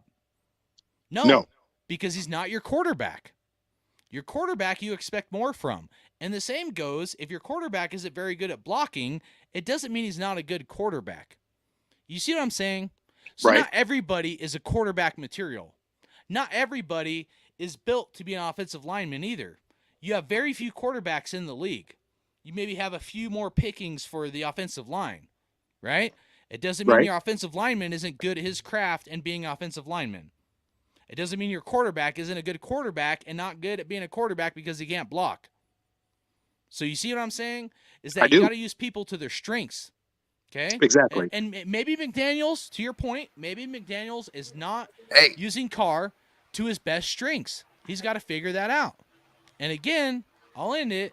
I want Carr to work out. I do. As much as like people say I'm a Carr bashian and whatever. I want McDaniels to work out. Dude, look at my fucking videos. You can go back and see how much I was supporting Carr. I saw it. Years ago, bro. Years ago. I was diehard, man. And if it's not good enough, it's not good enough. If it's time for me to face the music and move on, I want to take it on the chin. And it was a harsh reality for me. I'm not going to lie to you, dude. For me to be where I'm at, it was a harsh awakening. I didn't want it to be true. I still don't want it to be true. I want to, Carr to work out, us pay him earn his paycheck, we get a Super Bowl ring, everybody's happy. Hardcore Raiders, the biggest fucking idiot alive. I'd be fucking happy. I would jump up and down for joy. But let me jump in. Let me jump in here for a second. All right, let me jump in here for a second. Hey, I want to shout out the Ray, chat, man. You can stick around. Ray, you can stick around if you want, but I'm going to mute you, and then we're going to let these other guys chat because we need to circle around. All right, bro? Yeah, let me jump in here on the chat, man. I want to welcome Circus Raider, Terrence, Cash Lord Raider. We got Earn, man, West Side Media. We got Pyro, Melon Boy. Let's see. Fade to Black, man. Hey, by the way, no, this is not my show. This is the Hardcore Raider Nation podcast. It is being mirrored through the Raider Critique. I'm just a co-host in this. Hold on. I just want to let you all know. Tell them how the show was created. The show was created to develop and unite the Raider Nation. We've been doing this podcast for roughly about 4.5 to 5 years sporadically. You know what I mean? But the reason why it was created was because Hardcore and myself, along with Grimy Raider Dave and also Raider Ben, as a matter of fact, was all a part of this podcast at one point. Now, we have all decided to coming here because we all have different takes on the way this team needs to be run, on how the players need to play. You know what I mean? And it's nice to have the diversity in between, all these different personalities that we all share here within our family of the Raider Nation. So that's really what this is all about. We're not going to like everybody's takes, but we respect everybody on the channel, just like we respect all of our family members in the stands, in the parking lots, in the chat rooms. You know what I'm saying? We're all Raiders, man. And in the end, we all bleed silver and black. We all love this team. We all want this team to win. I don't want people to necessarily agree with me. This is just how I feel and where I'm at as a Raider fan, dude. I'll be honest with you guys, for the last 2 years, I've been at a point where it's shut the fuck up and show me. I'm tired of the words, dude. I am. Show me. Show me the money. You know what I'm saying? Let's go, dude. I want to be wrong. Prove me wrong. And if anything, it shows. We have a giveaway, Devonta Adams jersey. You got to be subscribed. Leave a comment, and you'll be entered later on. We're going to do a giveaway here soon. But go ahead, Critique. But, I mean, it shows the diversity of the personalities within this fan base. Not every single one of us are the same. We're all just a little bit different. And dudes like Hardcore, there are a lot more fans out there who are just as crunk as he is about wanting to win now. To the commitment to excellence. That's not just a slogan, man. That is a way of life. You know what I mean? We all commit to excellence every day in our lives. We're winners. Why can't the fucking Raiders be? You know what I mean? Because they need to commit to excellence and they need to stop going to mediocrity. They better fucking execution. If you can't put it any better, whether it's on the players, on the coaching staff, on the front office, we need better execution. I mean, and we're all going to feel differently about it. You know what I mean? Hey, Gruden said it best. I want better fucking execution. You know what I'm saying, man? That should get us fired up, man. That wasn't meaningless words, dude. That dude loved this team. Fuck the emails, all the bullshit, dude, from people, even the shitty play calling. At the end of it, that motherfucker bled silver and black, man. He didn't have to come back for this team or nothing. Yeah, he got a big paycheck. Whatever, dude. He had a mafia hit on his ass because they fucking cancel cultured him, and that's it. Bobby Wasabi, man, I want to hear your take, brother, man. You've been waiting patiently, bro. I want to hear what you got to say, man. Ern said it best. One of my biggest dislikes within our fan base, man, is the ability that you can speak ill of certain people. We all fuck up. I fuck up all the time. And I tell my family, my friends, if I fuck up, call me out. I'm not perfect, man. We all still got that love, man. And Critique said it the best, bro. We're all from different places. We all got our own ideas. And in the end, we hang that shit at the door once we go inside and we cheer on our fucking silver and black, bro. No one gives a fuck about anything, dude. About any hang-ups, any of that bullshit, man. Because it's what we're all here for, man. We're all here to show support and love and kick our team in the ass when it needs it, man. And I just don't like it, man, is that when I'm critical of Carr, people all of a sudden start saying that I'm a Kardashian and shit like that, just like how Hardcore said, man. I've stood up for the cat just like I've talked shit about the cat, man. There's nothing wrong with that, bro. There's nothing wrong with calling out your brothers, man. And from what I see and from what I've been hearing from Ray, man, is that he's saying that there's nothing wrong with trying to, you see something, it's going to end up in a car crash, no pun intended, haha, but you want to avoid the bullshit. So you're going to go ahead and do something a little bit different, man. But like Hardcore said, though, doing stuff like that will put a target on your back, whether it be with the boss or whether it be with the fan base. But you are going to get a target in your back, and there's nothing wrong with going ahead and doing that, man. Because Hardcore, you said it, bro. in the end, it doesn't matter. The means isn't what matters. It's the ends. And that's all what we want, man. All the bullshit aside, all the crap, man, we all just want to win. We all just want to have that chip in the end, bro. And that's all we want, man. And I totally get where Ray's coming from, man. Because at first I was like, man, I don't understand what you're saying, man. It just kind of sounds like no, but I do feel what you're saying, bro. Because if you see something, say something, do something about it, man. Because in the end, if you don't do something about that shit, you're gonna lose your squad, bro.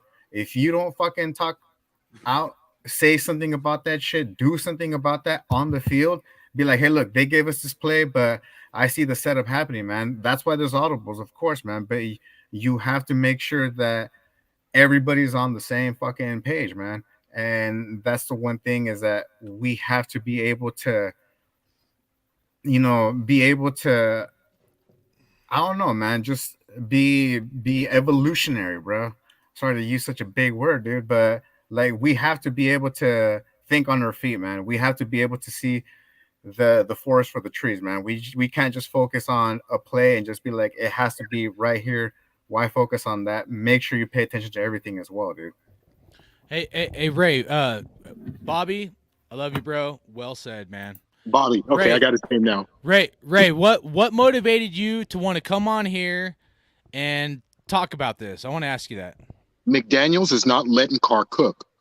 Russell Wilson left Seattle because he was getting pinched and they wouldn't let him cook. He was terrible. Okay. I think we have a way better team. I think we have a way better defense. Not our defensive line. But Russell Wilson cooked, and they're 2-0. They're 2-1. Are they 2-1? Yeah. How do they have more wins than we? We have a better team. Well, they played really some softer defense. teams, in my opinion, but okay. Yeah, that's true. But look at, with all of our mistakes, we've got what, a 12-point deficit in 3 games? We've only lost 3 games by 12 points. Okay, hold on. I think if you're gonna have that take, how much of those points were garbage time, though, bro? Like, why can't we do that the other 2-3 quarters, right? And you're right. You're right. Game 1, Derek Carr made too many mistakes.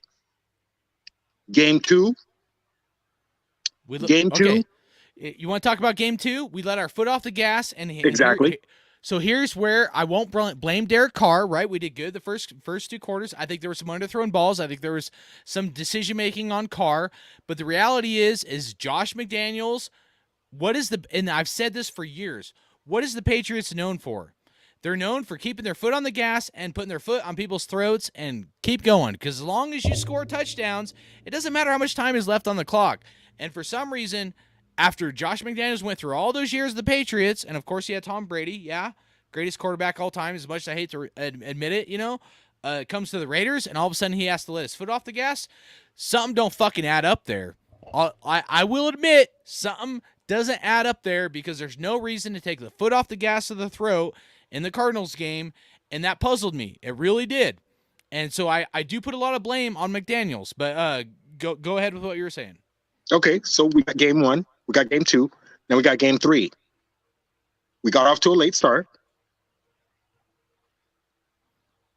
And then I can honestly tell you, Derek Carr, regardless of cleaning up his mistakes, did not look like he was throwing the ball to a receiver. He was throwing the ball to a spot where a receiver should be. And he said it in the press conference. I think the McDaniels system is too complicated. This is your original read, Derek Carr, McDaniel. Okay, you're okay. McDaniels. Derek Carr. I don't want to hate on you, but that's not what he said. If he said it, try to at least get close to what he quoted, because now you're making an assumption based off of what you heard. I'm going off of the quote. You're saying Carr said that the system was too hard? No. Derek Carr said he's trying to put it where McDaniels wants him to put it. Okay, all right. Yeah, he said he was trying to still adapt to the system. And he said, I'm not perfect. Okay, I agree. He said he wasn't perfect. Okay, when the game's on the line and you have a predetermined game plan and you're able to call an audible, and your audible is a predetermined audible, Why was Devonta Adams? Why was Darren Waller? Why was Mac Hollins most of the time open? I've watched 76 YouTubers. I've watched Stephen A. Smith, who's funny, but he's right. Derek Carr needs to take control when he's under center. We got a predetermined plan. We had to abandon that. We called an audible. Now the defense adjusted several times. The defense adjusted to Carr's audible. You got to hit the open man, especially if it's down the field. Abandoning the run is McDaniels' fault. Why are we abandoning the run? That is makes no sense. Okay. Derek Carr ran the ball. Why are we downfield. calling 3 pass plays when we're 2.5 yards away from the kick that can seal the game? All right, I want to give SC the floor because we ain't really heard out of him. Yeah, no, So- I do sorry, too. SC. Before we do, I got one quick question for Ray. What motivated you to come on here? Because that took some balls. I'm curious. Do you guys see me spamming in the chat? Well, yeah, It's I not- mean, but whatever. I mean, The first Carr was Derek Carr. I was his first game. He should have played in the preseason, the new system, etc. Okay. no. I'm not asking. What motivated you to want to come on here and give your take? That's what I want to know. I heard Derek Carr. I've been hearing Derek Carr. Okay. For the last 3 We- weeks. We've been It's hearing McDaniels' system. Derek Carr for the last 7 years. Let's Okay. be Well, real. All That's right, true. so here's what I want. Ray, we got to get some other people because I want to hear their takes. I'm going to promote you, so here's what I want you to do. If you want to come on the show again, message me at raider.hardcore@gmail.com. I'm not kicking you off, but we got to get some other guys. But I'm going to promote you because you had the balls to come on here, and I'm going to promote you even though you didn't agree with me. You went against the grain and what I believe, and this show is not about agreeing with me. All right? So if you ever want to come on again, message me at raider.hardcore@gmail.com, and we'll figure out a way to get you on for another show. But you got to get away from the phone. You got to get an actual computer. We'll talk about it another time. But because you had the balls to do what Derek Carr doesn't have the balls to do, I'm going to promote your ass. How's that sound? That sounds good. You know, right, I there love we all go. you guys. This is helping me. Every one of you helped me deal with the losses. I agree with everything that you guys say, but I have my own take. I think Derek Carr is on. Sorry for taking anybody's time. Derek Carr, this is really his year to prove it. Let him cook. We have that term, Russell Hey, Wilson. Let him cook. I don't Let Derek Carr disagree. cook. But time's And if getting he- short, brother. Not on you, right? I mean, we got to get some Right. other guys, but I'm saying Derek Carr's time is real short. And SC Raider, he hit the nail on the head, bro. There's no reason that if this Raiders coaching staff was confident that Derek Carr was the guy, they would not have gave a 3-day clause after the Super Bowl to get out of the contract. That dude, like, even though I'm kind of maybe people say Kardashian or anti-Carr, it scares the shit out of me, bro. I don't want to go through another rebuilding fucking regime. We just did that shit with John Gruden. That's why I put everything into perspective about from AB and all this shit. And yeah, they didn't hit on certain draft picks, but the reality is, I don't want to go through that. I want to win now, baby. Just win, baby.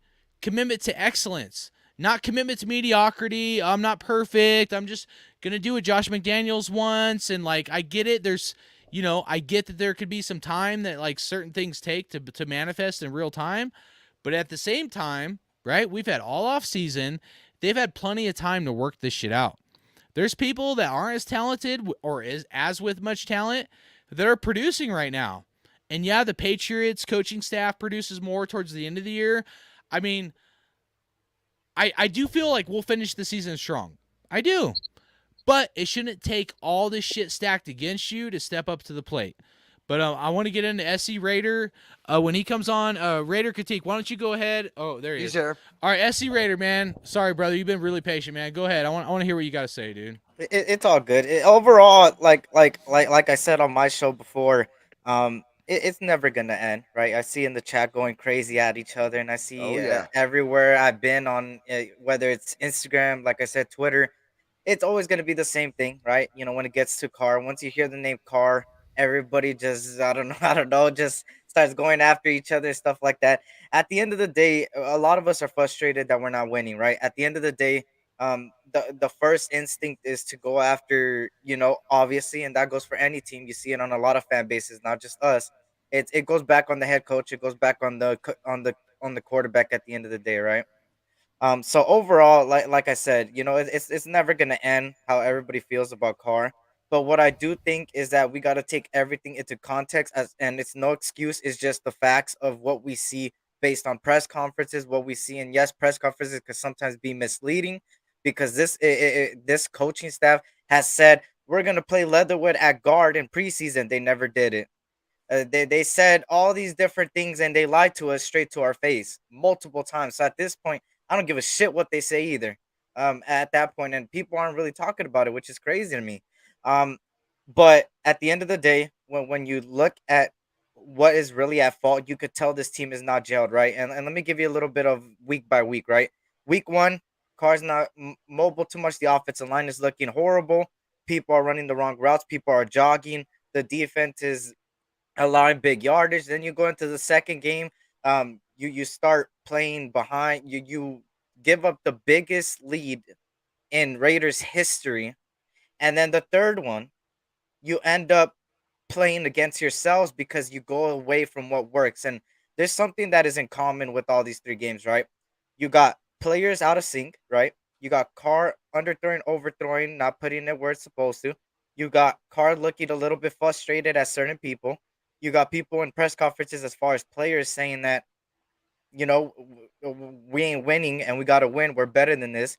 You hear Josh McDaniels, and like I said, some of the press conferences I ignore, but the one thing I didn't ignore from him recently is that he said he's trying to learn how to win. So now you put all that right, and the run game was working on all three games. And I think if we kept running the ball, we would have won all three games, in my opinion. Now, what does that all have to do in common, right? Play calling.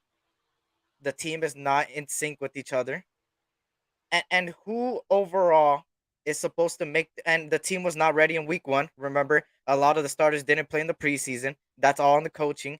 So at the end of the day, everything that gets mixed into it is coaching at the end of the day. And it's one root of all these causes. It's one thing, right? And it's Josh McDaniels. If Josh McDaniels was Bill Belichick, I would have been a little bit like, yeah, hey, car.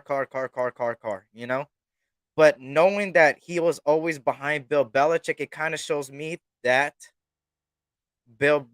he needs Bill Belichick. He is Bill Belichick's, I guess, kid. I say, right. And until he's won, I believe he's 1-11 in the last 12 games, something like that, some ridiculous number as a head coach.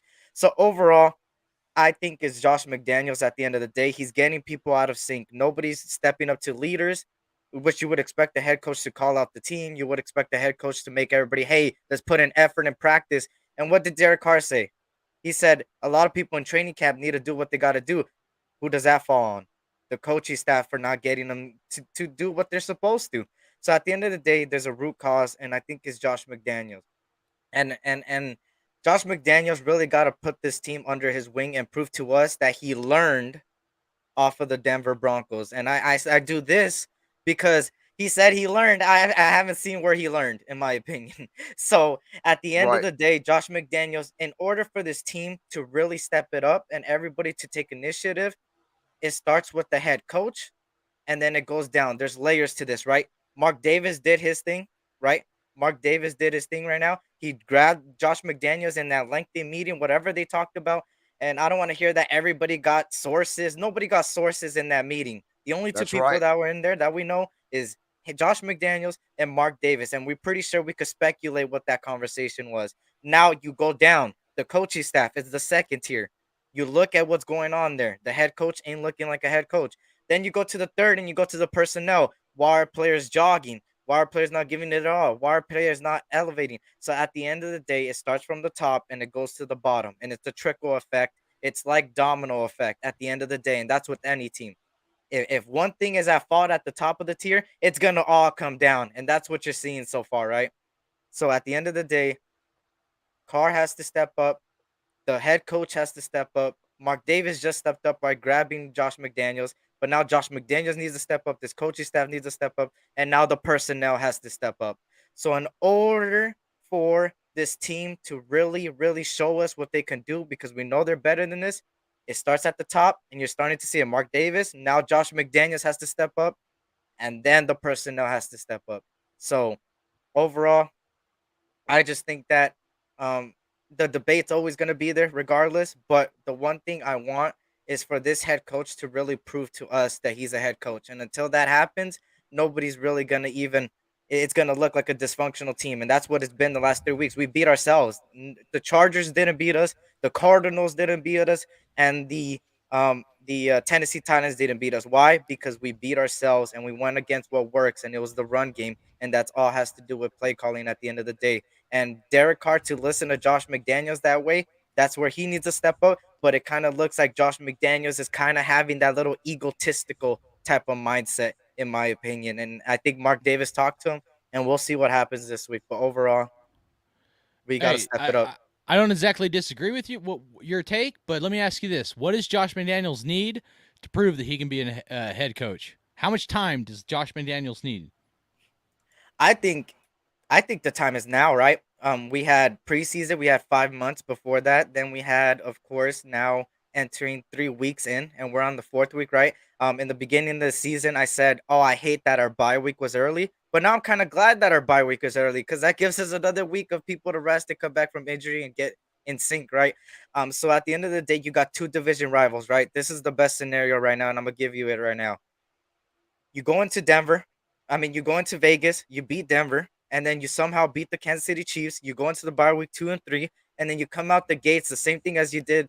You do the opposite of what you did last year. Last year, the middle of the year, it was bad. And then the end, we finished out strong. Now you could easily slow down in the beginning, as you've seen, 0-3, and then start picking up the pace in the middle of the season and end off strong, right?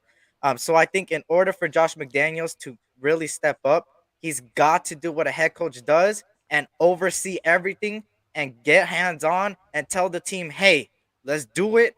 We're better than this. Everybody step up. Everybody with a C on their chest, step up to be a captain. Derek Carr, let's go, man. I'm going to give you a little bit of power because you can audible. Let's get this going. We know you could do it. And overall, he needs to do what a head coach does, and is win the game and really show this team that they're better than what they're expecting. Because right now, this team has a low morale, and that all starts with the coaching and starts at the top, and it's a trickle-down effect. So McDaniels got to turn it around this week. There's no excuse for us to go into Denver and lose, because at that point, you start to question, and I'm already questioning it, but you start to question McDaniels. Did you really learn off of the Denver Broncos, or were you just saying that to get a coaching job and get paid? Hey, would it be funny if Josh McDaniels' first win was against the team that he got fired from? He got fired from, and that's what I'm saying. I thought about that. I'm like, dude, but hey, here's the deal. Anybody still listening or whatever, Devonta Adams jersey giveaway, subscribe, okay? And I usually don't even ask for subscribers, but I'm just saying it because I want someone to win the fucking jersey that's worthy of it. And and we're gonna do a giveaway, so you got to subscribe and leave a comment. And I'm saying this repeatedly because I want someone of the 500 and something subscribers we have to win it. We've never been about like subscriptions and people subscribing and us getting our accounts up or doing clickbait shit. Dude, what this channel was created for, if you're new to this, was bringing, in our opinion, okay, me, Raider Critique, Raider Dave, that helped create this channel, okay, was bring Raider minds together, like all-star teams, right, that have their own content or whatever, that have a good Raider mind, and we collaborate, but we don't have to agree. You know what I mean? This is what makes Raider Nation, because in the end, we all bleed silver and black, and we all want to win. That's it. Otherwise, we're almost 2 hours into this video, and nobody would be wasting their time either still listening or be on this channel if we didn't have a strong desire for this team and what they do. Bobby Wasabi and Pillaging Podcast, dude, they've killed it. If you don't know who Pillaging Podcast is, they haven't done shit in a while, but they're fucking awesome, dude. They've done tailgates and all kinds of shit, dude, right there in fucking Oakland. Those are some real cats. Bobby, I can't thank you enough for coming on. SC Raider, Raider Critique, even Ray. We even brought on somebody that was in the chat. You know what I mean? So the point is diversity, bringing all kinds of minds together. Yeah, I'm strong opinionated, and I think about this shit. I don't have an opinion unless I think about something in depth. I don't just, I don't give a shit what other people have to say and their clickbait shit, but we are real. We want something that's like unique for Raider Nation. And that's why this channel was created. And it's called the Hardcore Raider Nation podcast, not because my name's Hardcore Raider, but because anybody that comes on here, guess what? We're all hardcore Raider fans. We all bleed silver and black. We all have that passion. And that's the only reason why anybody would be on this show. So anybody that's came on, still in the chat, we'll give a shout out to some few guys, and we'll get on to Raider critique. Rod Gas, Circus Raider, NAU08, Raider 7528. Let me scroll up here. West Side Raider. Who's this? Fade to Black. Fade to Black. Fade to Black. Sorry, I'm a fucking idiot. But anyways, I can't even pronounce These are that. all our homeboys on Discord, bro. Lovita. We Anyways, these cats. dude, there's tons of guys in here. I mean, for how small our show is, dude, we got a lot of guys in here. We don't have to always agree. We don't. You got to meet Raider Earn, bro. Raider Earn would love to meet you. He's right there, West Side Media. Hey, that debate won't last. Like, hey, that dude, debate won't, this that would- world takes all kinds of minds to make the world go round. And we don't all have to agree all the time, man. We get this shit figured out, man. At the end, like, we just love the Raiders. That's it, man. I'm passionate. Real. I'm not We the wanna best win. Raider fan. I'll be the first to admit I'm not the best Raider fan, but I love this team, dude.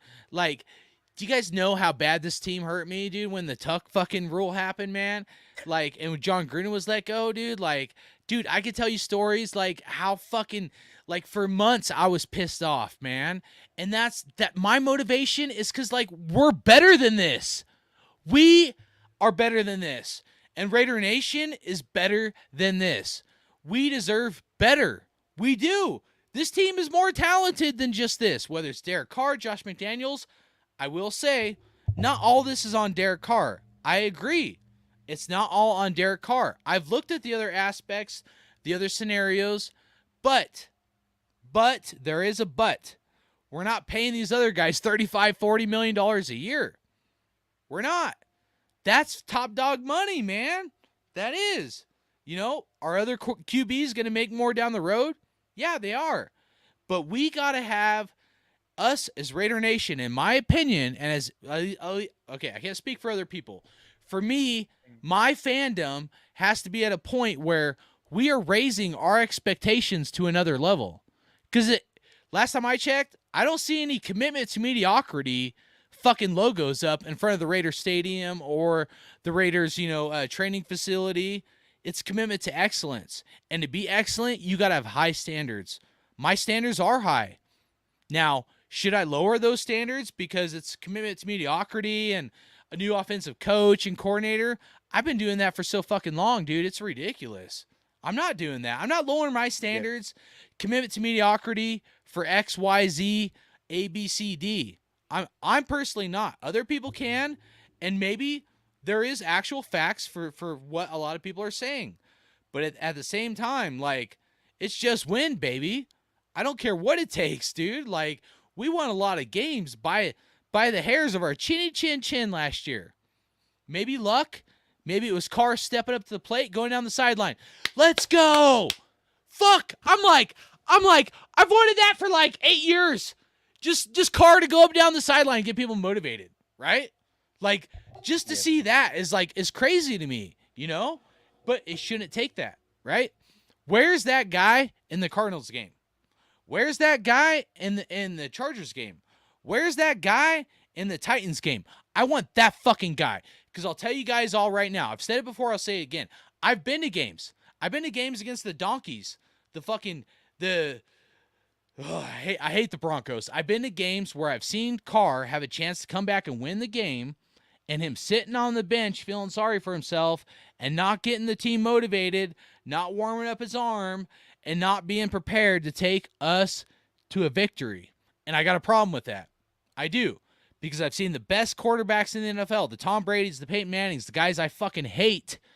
I've seen them on the sideline getting their team motivated, and get with the offensive coordinator and digging in the playbook and figuring out what to do for the next series of plays to win the game. And it shouldn't be like we have to beg him to do this. Dude, especially we're paying him $35-40 million a year. He should have it in him to not have to have somebody fucking die for him to step up to the plate.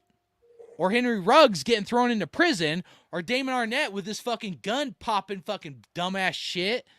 I mean, we could have got Jalen Hurts instead of Damon Arnett. You guys realize that?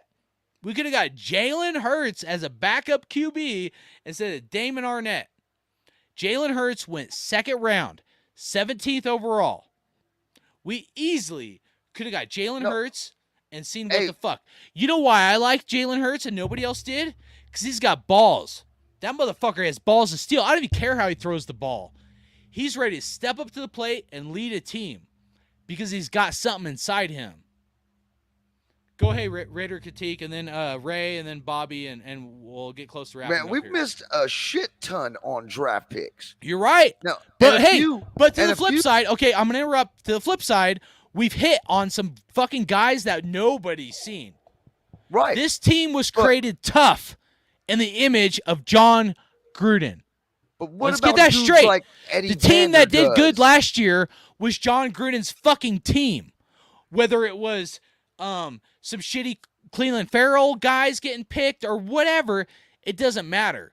The tenacity and the dogfight in this team was created by John Gruden. Whether we like it or not, whether people agree with John Gruden or not, his play calling, it doesn't fucking matter.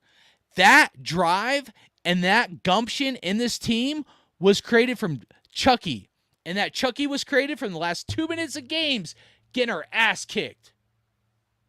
That's what created John Gruden and Chucky. Go ahead, Critique. Hey, we sucked at drafting, so I mean, we pretty much have done and over-excelled as far as I'm concerned with all the missed draft picks, all the first-round picks that we've blown, all the first-round picks we gave away. You know what I mean? Chucky and Mayock got lucky on Renfro and Crosby. Oh, all right. Well, hold on, dude. I love you, critique, but you think they really got lucky? I mean, maybe Mayock had a hand in it, but without Okay, Mayock, we don't get those picks. All right, Chucky wouldn't have made those picks. You know You're what right. I'm saying? It was probably Mayock, not Gruden. I agree. Chucky's over there fucking beating the table for dudes like Josh Jacobs. You wanted Josh Jacobs real bad. You know, and yes, Henry Ruggs. He hit on that one. Who would have picked Henry Ruggs? Look, I mean, you had Jerry Jeudy, and then you had CeeDee Lamb. I'm going to stick up for Henry Ruggs. That was just a misfortune that never should have fucking happened. The dude is an absolute baller of a fucking football player. He was a hell of a goddamn person, and I really feel sorry for the kid. You know what I mean? I mean, let's be real about it. He just got in a bad situation. It's not that he was a bad draft pick. You know what I mean? We actually hit on him. He just, it wasn't CeeDee Lamb. CeeDee Lamb hasn't gotten in trouble. You know, that is a 1 in a million fucking shot. But I'm just saying, had that that shit not happened, Ruggs would have turned out, right? But everybody else had Jerry Jeudy, I including, and had CeeDee Lamb, and Ruggs ended up being... I had CeeDee Lamb too. I've said it before. I'll say it again. For all we know, Henry Ruggs is at the golf fucking whatever the fuck it's called, and next thing we know, someone's calling him and like his coach out, John Gruden, for being racist. Henry Ruggs getting drunk, leaves pissed off, and going fucking fast because he's so pissed off because someone at the golf place was calling him out. We don't know. Someone can't prove if my take or my opinion of there's more to the story to that. Someone can't prove if I'm wrong, and someone can't prove if I'm fucking right. But the reality is there's something more to the Henry Ruggs story that we won't know for probably a long time. But the reality is the fucked up shit that happened with John Gruden could have affected Henry Ruggs and how that shit went down. Because shit rolls downhill, and that was a ripple effect. People just don't want to talk about it because they want to move on and be positive and all this shit. But people don't want to call a spade a spade. And it's fucked up, man. Henry Ruggs got a bad shake. He shouldn't be going 150 whatever miles an hour as it was, 156 or whatever. But at the same time, what would you do if you were in his shoes and someone's calling you out, calling your coach racist and shit? I mean, you're a young cat with all this money. Fuck, man. But there's nobody that had Henry Ruggs as number 1 overall and the wide receiver on the draft board for a wide receiver to go off the table, right? It was all Jerry Jeudy, CeeDee Lamb, right? So, I don't know. Critique, you there? Oh yeah, I'm here. Sorry, Right, sorry, but you know what I'm saying. I'm just saying that like, it's not that they necessarily missed. Unfortunate circumstances happen, and it's fucked. You know. But Henry Ruggs was like right not the first so year. even to make the playoffs last year was absolutely astounding. Like we thought that once the Gruden situation happened, we were done. All right. That's why the expectations were so high on this team, because we went to the playoffs with we were 10-7, right? So, Yeah. and we did that under Carr's leadership, because Carr was the one who had to step up to be a leader. Now, you've been preaching all night long about how Carr needs to be a leader. Carr's got to lead he's got to lead the team. He does that. All right. He's not doing it as maybe what you would say as a leader right now, but that's because he has a new coach who's trying to prove himself also. You know what I mean? He's got to lead this team because he's also, on the line. This is his second stint as a head coach. First stint did not go all that damn well. You know what I'm saying? So leadership's got to go across the board. Yeah. Not only do the captains got to have leadership, but Ruggs every single one of those motherfucking coaches have got to have leadership too. Hey, Ruggs proved, worst take ever, that speed kills. That's fucked up, man. Anybody else think of that? I mean, like, I couldn't say it, dude, at first, but like, it's not fun. I mean, like, it's kind of funny, but it's not funny, dude. That like, our saying the speed kills, and the fucking guy that could have like taken us over the fucking top, man. Like, fuck, it pisses me off. Like, dude, he had so much talent. It's sad, dude. It is. It's fucking sad. I mean, we were 3-0, man. We haven't talked about it. We just moved on. Everybody moved on. Everybody's positive. But fuck, man, that guy has some talent, dude. And it got thrown away over one bad night. Who knows what happened at the golf place? I mean, but there's something more to the story than we know right now, and we may never actually know, But the reality is that was a draft pick that could have potentially turned out. So that's where I'm getting at. You're right. Gruden missed on a lot of picks. Right. So he wanted some fucking garbage players, but nobody wanted Henry Ruggs. But had that shit not happened, Henry Ruggs might have fucking actually worked out and been a great pick. Point, though. We've hit on some later picks that have been really good. Who had Diablo, our linebacker? I mean, I know he's not done great this year. We've had 3 different regimes come in here to try to revamp this whole franchise. And it's been a rebuild every fucking time, right? Exactly. So how's this time not any different for a rebuild? Well, every single time when it comes down to it is everybody's got their own aspects when they come in as a coach on how they want this to look. They've all missed on draft picks, kind of messing it up for the next guy coming through. You see what I mean? So we've basically been dealt this whole shit sandwich of a bunch of players that can actually be half-ass decent, but they haven't had the right coaching since they've been in the NFL. They keep getting their fucking coordinators switched. You know what I'm saying? And everybody's got a different idea on how they run their shit. So if there's no consistency, so how much time are we gonna give Carr? I'm gonna put you back on my original question. I don't think we're ever gonna give Carr enough time for the simple fact that we keep changing the coaching regime. Okay, now, it took 3 years for Gruden, right? You're talking about year 3 where we started 3-0. So how much time are we going to give Carr with McDaniels? Well, I'm pissed off at the coaching regime too. You know what I mean? Because these guys were supposed to have it together. They came from a team that was a winning franchise upon decades. You know what I'm saying? So, of course, our expectations were high. So they're falling apart. We're all pointing the finger at everybody that we possibly can because none of us can fathom why in the hell that we would go off and get a winning regime with a fucking star-studded roster and be 0-3, losing to the fucking Cardinals without DeAndre Hopkins and losing to the Titans to Ryan Tannehill for the 5th straight fucking time in franchise history. That shit is unacceptable. It's got to go across the board. It does.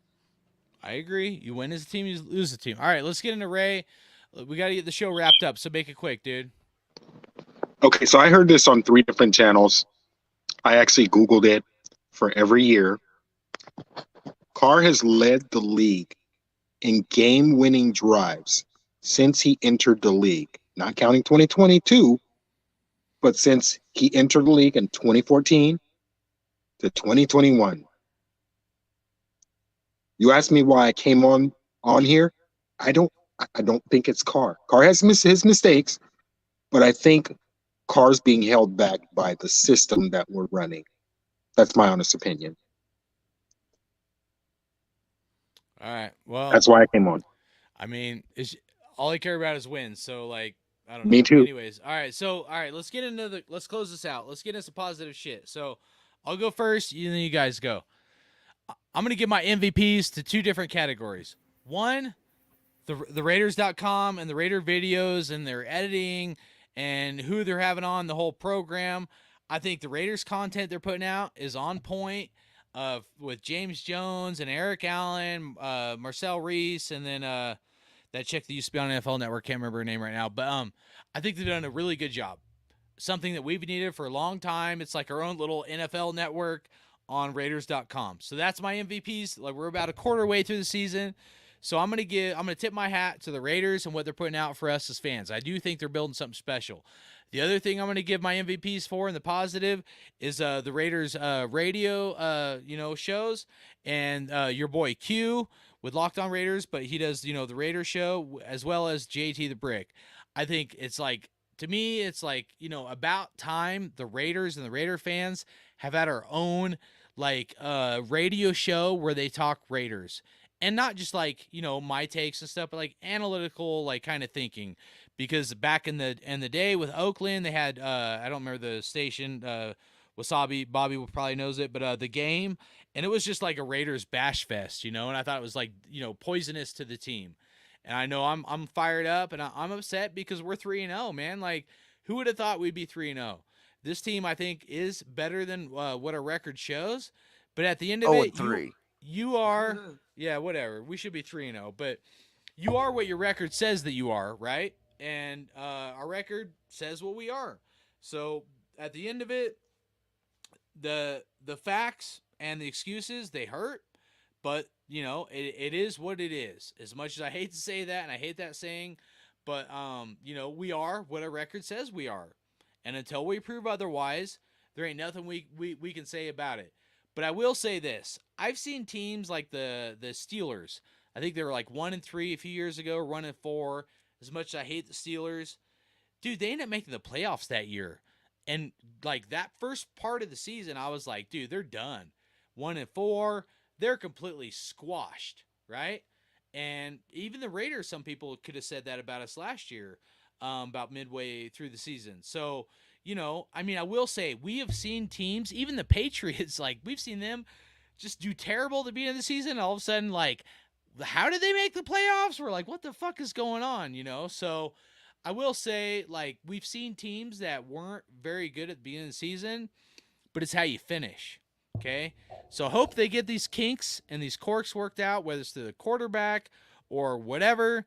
But my MVPs are the quality content coming out through the Raiders, because I feel like we as a fan base, because this is what motivated me. We didn't have a Raider radio channel back in the day, but this is what motivated me to start this Raider channel that we have, even small, but with Raider Critique, Raider Dave, was because of that hate and that there wasn't anybody stepping up to the plate to do it.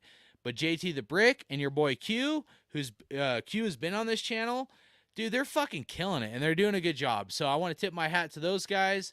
And, I appreciate that, because me as a fan, like, we need that as a Raider Nation, dude. We've needed that for a long time.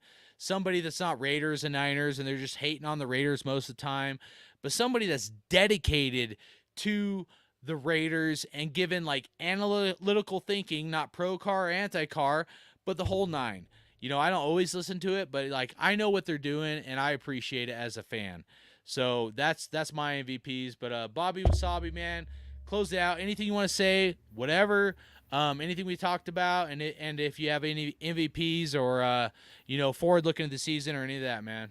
I definitely want to give an MVP, man. I want to give a MVP to Jason Horowitz, the new broadcaster, man, that we have, who took over for Muffburger, man, because that guy was just terrible, man. You could definitely tell he was a golf announcer, man.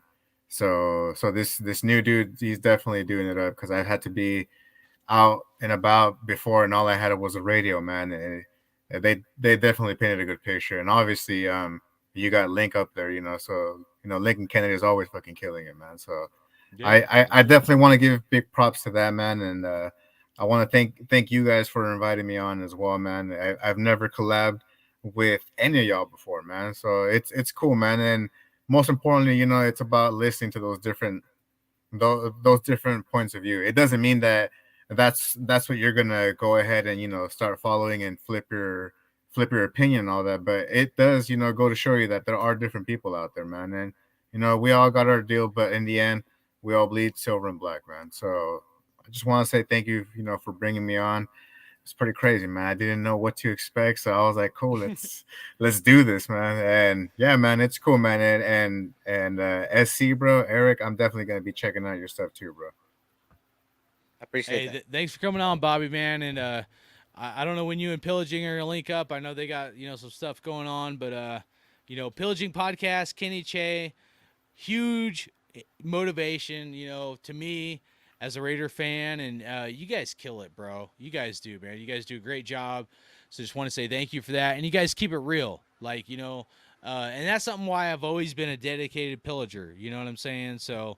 I'm not saying I always agreed with Pillaging, or whatever, but like I'm not perfect, I ain't trying to take the sideshow route either. But I'm just saying, like, dude, like I still respect you guys a lot. You know what I mean? It takes all kinds of people to make the world go round, whether we agree or disagree. But like, you know what? In the end, it's like you said, man. We all bleed silver and black. Raider Critique, man. What you got, brother? Nothing. We need to just fucking win. I ain't giving no MVPs to nobody. I ain't giving no MVPs until I can see W's in the column. Until then, we're just a massive dumpster fire that's looking to be put out. Sorry, I'm not going to be optimistic until I start seeing some wins. I'm holding every single one of these assholes accountable. Cool. Love it. Hell yeah, man. Hey.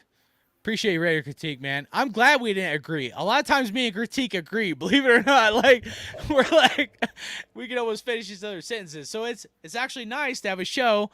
It's been a minute since we've done a show, but it's nice that like me and Critique, like that's my brother. If you guys don't know, like, man, I got a cell phone number. I hit him up. We'll be chatting it up and shit. Like, so like, Critique, keep up the good work, man. Appreciate you. SC Raider, man. Eric, dude. What you got, man? MVPs of the season. What are you thinking about moving forward? And just your final takes on everything, bro.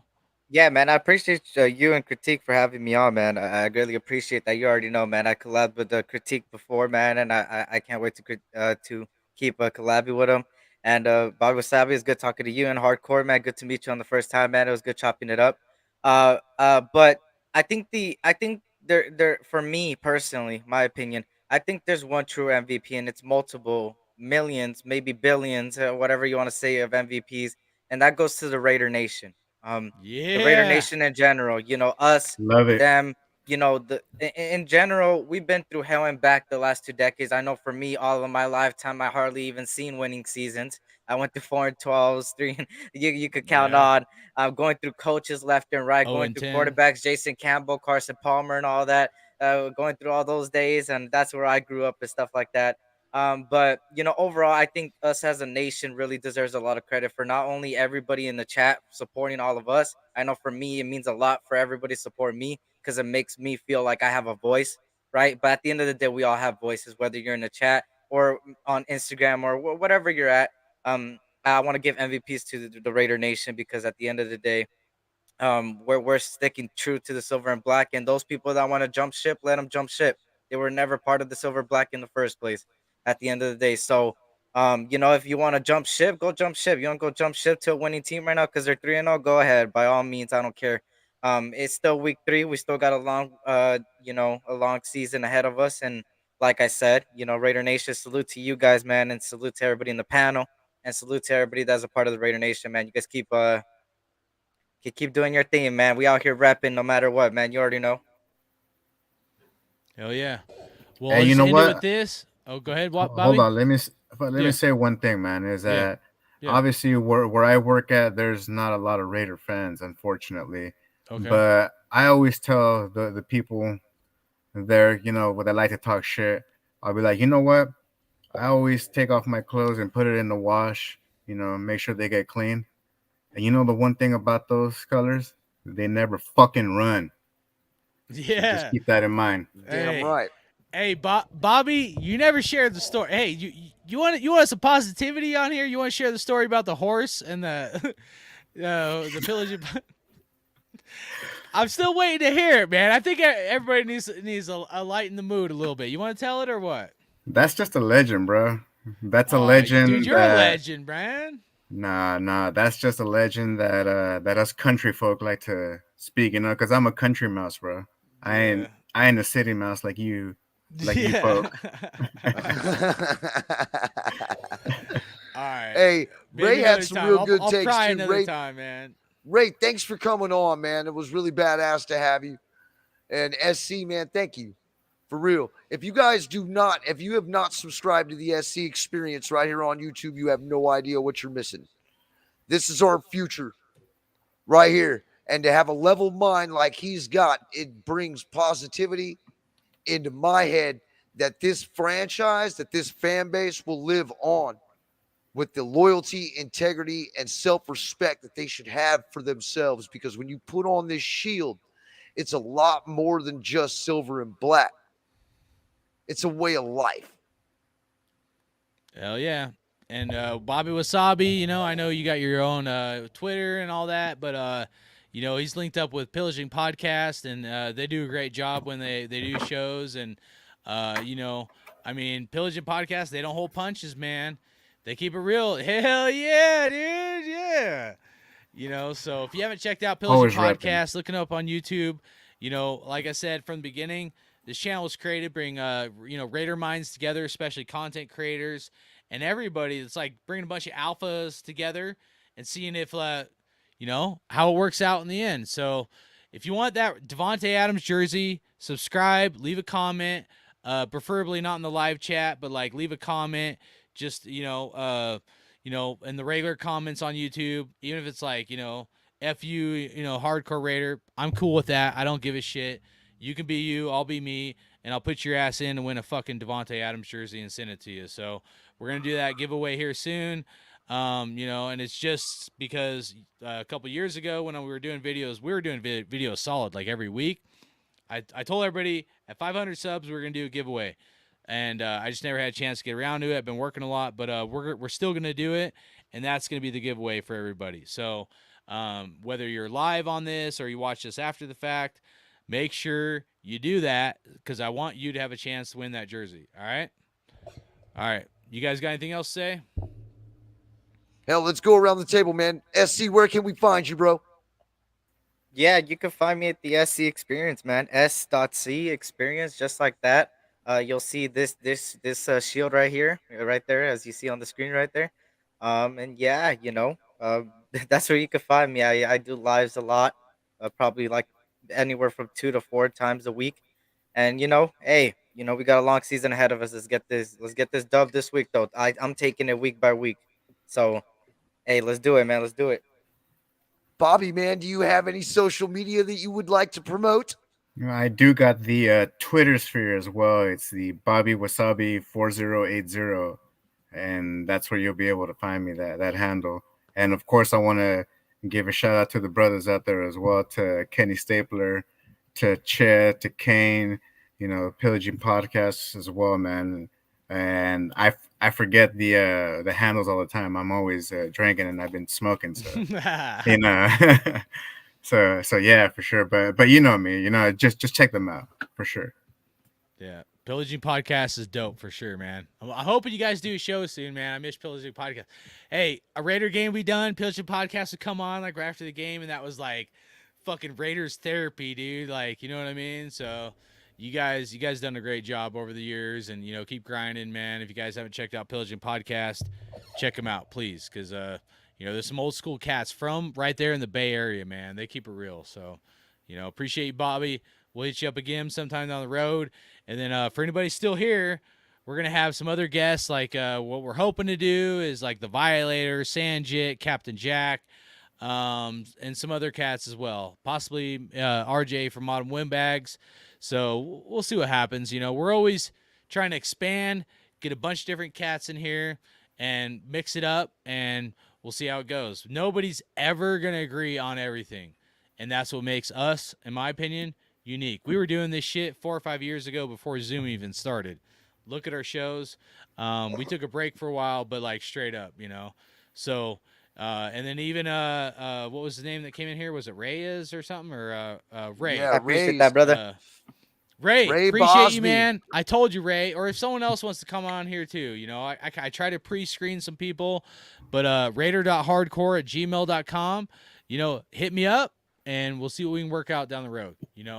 We're an open book. We ain't nobody here too proud to bring on someone else. There's some other cats that came on here back in the day, and they're a little up there on the whatever ego. But we're always going to keep it real on here, and that's why this channel was created. That's My why we bad, don't bro. make money on this shit. Guess what? You can't cancel culture me because I ain't making money on it, and anybody can say whatever the fuck they want. So fucking cancel culture that and suck it. Hey, So, real all talk right. though, Gabriel. Bro, Watts was supposed to be here, man. He's been having issues with his internet, so he's not going to be in on this show. Yeah. He's going to be in on next show. Yeah. You know what I mean? So really, like we hit him up. Like Yeah. we all mingle pretty much like weekly, man, over the phone. We all talk. So Yeah. it's like Murph from We've been Raiders talking- Fan Radio. doing this Yeah, for a we're minute. gonna do another show. We're gonna try to do like an all-star show. And Bobby, I'll hit you up. Try to bring you back on Hell yeah. with some other cool cats, man. And I talked a lot tonight, but usually I try to do my best to bring the best out of the team. But I'm fired up, man. Ain't no way I thought we were gonna be 0-3. It sucks, dude. 0-3 is Like, gonna fire anybody up, bro. yeah, dude. So I'm passionate, dude, and like I'm fired up, man. I hope. I'm not saying Derek Carr will ever see this video. He probably won't, but like I want this team to win. Like really, really bad. I've wanted them to win for the last 10, 15, 20 years, man. Ever since the Tuck game, and it's been tough, but at the end of it, I think we have some things in place that can be positive for this team, but some certain people got to step up to the plate, and I've said my piece, so I ain't gonna repeat it, but we'll see how the cookie crumbles, see if we can get one of these together here in a couple weeks or something, but I appreciate you guys for coming on, and let's go Raiders, man. let's do it, baby. We can win this. All right, we're gonna end it with an outro video, and then you guys want to hang tight, and then I'll talk to you here in a minute.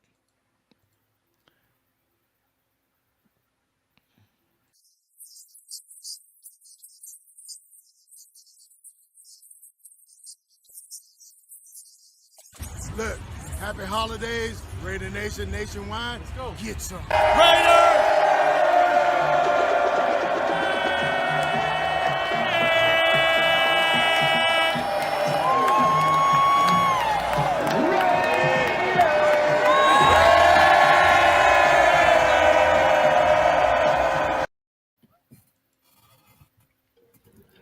Yeah, I you